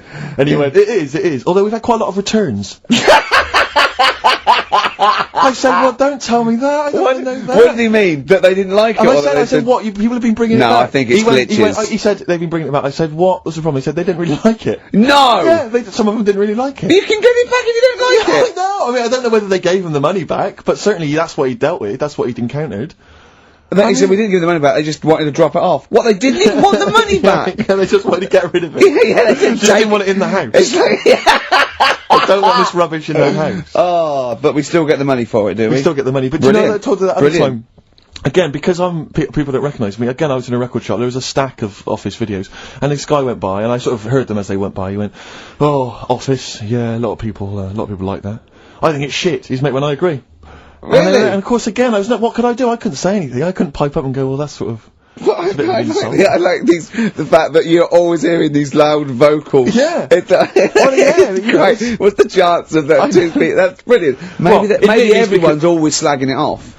But it's partly, That's it. Yeah, that's partly it, but also because I keep hanging out by stacks of Office DVDs. Oh dear. Wearing a t-shirt with a picture of you and me on it. Yeah, that'd do it. What we got to play, Carl? Something Steve wants. Well, actually, I must dedicate this to someone who's emailed in. I mentioned earlier that I was going to play some of the Roots, and Joe from Peterborough's very excited about that. So, this is not from the current Roots album, sadly, which I've not fully absorbed yet, and therefore don't feel I can make a decision on which track to play, but maybe that'll come That's the sort of sometime in the effort future. and thought we put into our, picking music. Exactly. I had these cassettes still in my bag from last week. Sure. Anyway, this is from the album Things Fall Apart. It's the Roots featuring Erykah Badu. You Got Me. Let's play it. It's going to be structured, set pieces, hitting our marks. Do you know what I mean? There'll be time checks, weather checks, quick hold out. If you're driving, careful on that. So do the Watch prizes. out for traffic, like if it's bad. Yeah. Okay, well, again, an arbitrary selection of goodies. What are those politicians doing? Was that XFM News? Yeah. Right, what have we got? So we've got, for those that are a fan of the movie Donnie Darko, which a lot of people rave about this year, a sort of weird teenage movie, then there's a sort of sweatshirt there. It is actually quite nice. It's not bad at all. long-sleeve It's t-shirt it's medium, so if you're a bit of a bloater, don't bother to apply unless you've got a friend already. We've also got here a Graham Norton video. Certificate 18. Oh, that's so please don't phone up don't email in unless you're above the age of 18. Yeah. And that's, I think, the best of his TV show. Yeah. Look forward to that. It's a big stiff video, that, isn't it? It's a big stiff cock of a video. Thanks very much. I meant You meant the bird. Yeah. There's also a fairly mediocre British wartime thriller, Enigma, which a lot of people, it was hyped for a while, but it's actually interminable. I've seen it. The first series here of The Kumars at number 42 on DVD. I think that's award-winning, so that's available as well. We've got 2 CDs by the look of it. We've got Pulp's Greatest Hits, which I don't think sold very well, and so presumably they are giving that away.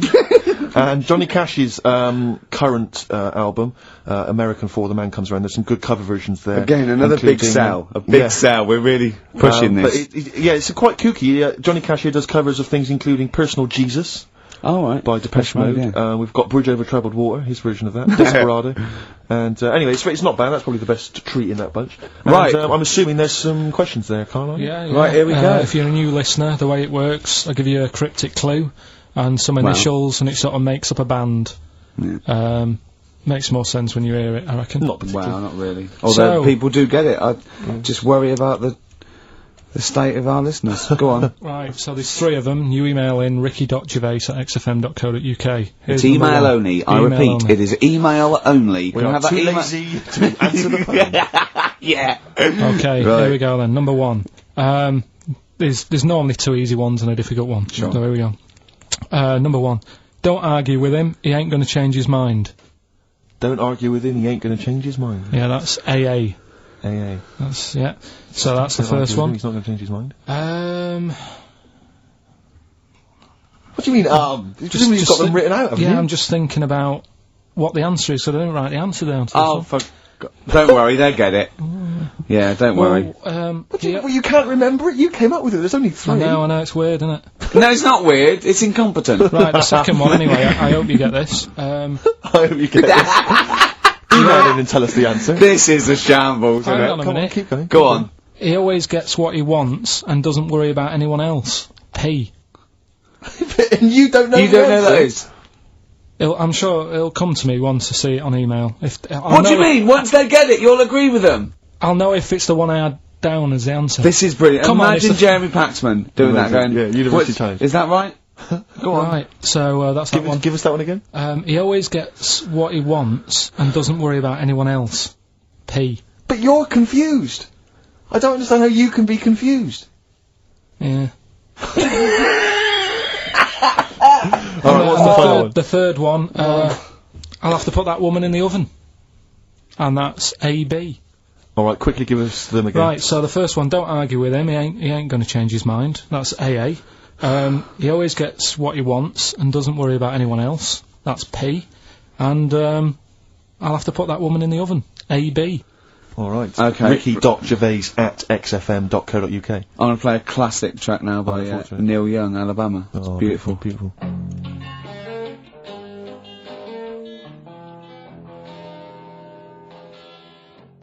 Neil Young, Alabama. Carl is still confused. He's waiting. He's biting his fingers, waiting for an email to tell him the answer to the clue he made up but can't get. I love that as an experiment. As a I mean, that would confuse psychologists, that you come up with something that you can't get. It's brilliant. Yeah, you came up with the question, you don't know the answer. And you expect them to, but you can't, and you made it up. Look at your face, like play some adverts.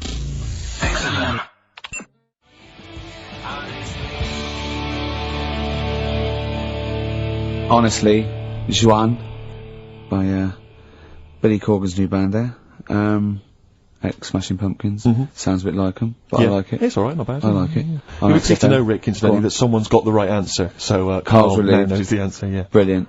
Well done, Carl. You're a fool. Right. Well, talking of which, it's a long time since we've had any White Van Carl. For those that don't remember this particular hot feature, we basically ask Carl some of the questions that are asked of a white van driver in the Sun. They always have this on Saturday afternoons. Anyway, here's the first one. They're not fascinating, Carl, but I'm just interested on your take, really. Yeah. What do you make of Cilla Black quitting Blind Date after her husband sent a message from beyond the grave? Are you familiar with the story? I didn't know that. What's that? She went to see a medium, and supposedly her husband passed on information through the medium, which was incredibly vague, but persuaded her to quit live on air. Well, it's about time, isn't it? If even dead people are saying enough's enough. But I'll tell you what, though, talking about ghosts and that, do you know how I'm into them? Yeah. Right? How weird do you think this is, right? Well, it's not true. Before you say it, play a record. No, go on. Go on. Right, it's this woman. I don't even know if it's ghost, really, it's just a bit weird. Sure. Yeah, sure. There's this woman, and she's not a woman, she's a kid. Sure.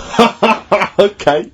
Sure. She's walking down, like, a street in her area, it's a nice day and everything's normal. She's walking down, and a woman comes up, cycling past, right? The woman on the bike looks at the kid, absolutely terrified, right? Got a really scary face on her. Yeah. The kid's thinking, why is she doing that? Yeah. Right? So anyway, she thinks nothing of it, goes, I think she was playing in the park or whatever, goes and has a nice day. About 15 years later... Oh, right, yeah. She's, I don't know, I think she was going to work, right, on a bike. She was riding her own bike. Riding her own bike, cycling down the road. Oh, yeah. Looks at the kid. That's the thing that happened, like, 15, 20 years ago. Right. It's her on the bike looking at her as a kid. Right. Not another child. No. So Right. it's her, she's seen herself. Carl? I mean, I don't know where to start. Firstly, where's this information come from? But I mean, why do you ever I mean, I don't know what part of that you think can be true.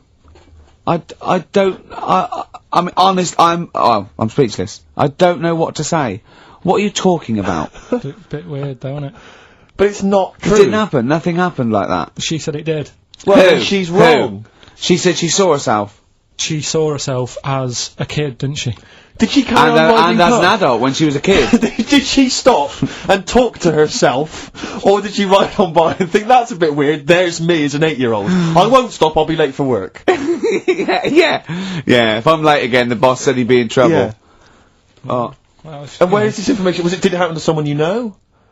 No, You overheard it on the bus. no, it was in the 14 Times. Ah, right. Well, Ah, okay. that's the answer. Good, We've okay. got to the bottom of that. Right, good. Brilliant. Now, what do you make of David Blunkett accusing gangster rappers of making kids believe guns are cool? It's a hot topic there, Carl, and I imagine you've got some strong opinions. He's saying what? He is saying, basically, that all this rap music is advocating gun use and violence against people, and he's very worried about it. Nah. Okay. All right. What's the next one? Have you thought about going into politics? Because You've got to go- I'll tell you this, they wouldn't be able to argue with you, really, in the Houses of Parliament. They'd have where would they start? Yeah. My learned fellow is an idiot. No, but violence has always been about, hasn't it? Like cowboys and Indians, they didn't have PlayStations and Tupac then, and there was still violence. What do you mean? In the Wild West? Yeah. Do you know what I mean? So you can't really blame it on stuff. It'll always happen. That's the world, and it's made up of different types and that. Again, he's right. Again, he's sort of right in a way, in his innocence, in his buffoonery. I didn't hear what he said. He just said there's always been violence. You know what I mean? It's sort Even, of like, you know, dinosaurs, look at them. They caused a lot and of then he trouble. went too far and made himself Yeah. sound No, like a but, fool again. but I'm just saying, it's always happened, it always will. Yeah. Don't try and change it. Yeah. Just chill out is what you're saying. Do you know what we should do? We should all get on our bike, go and find ourselves when we're little, and go, be careful what you do in life.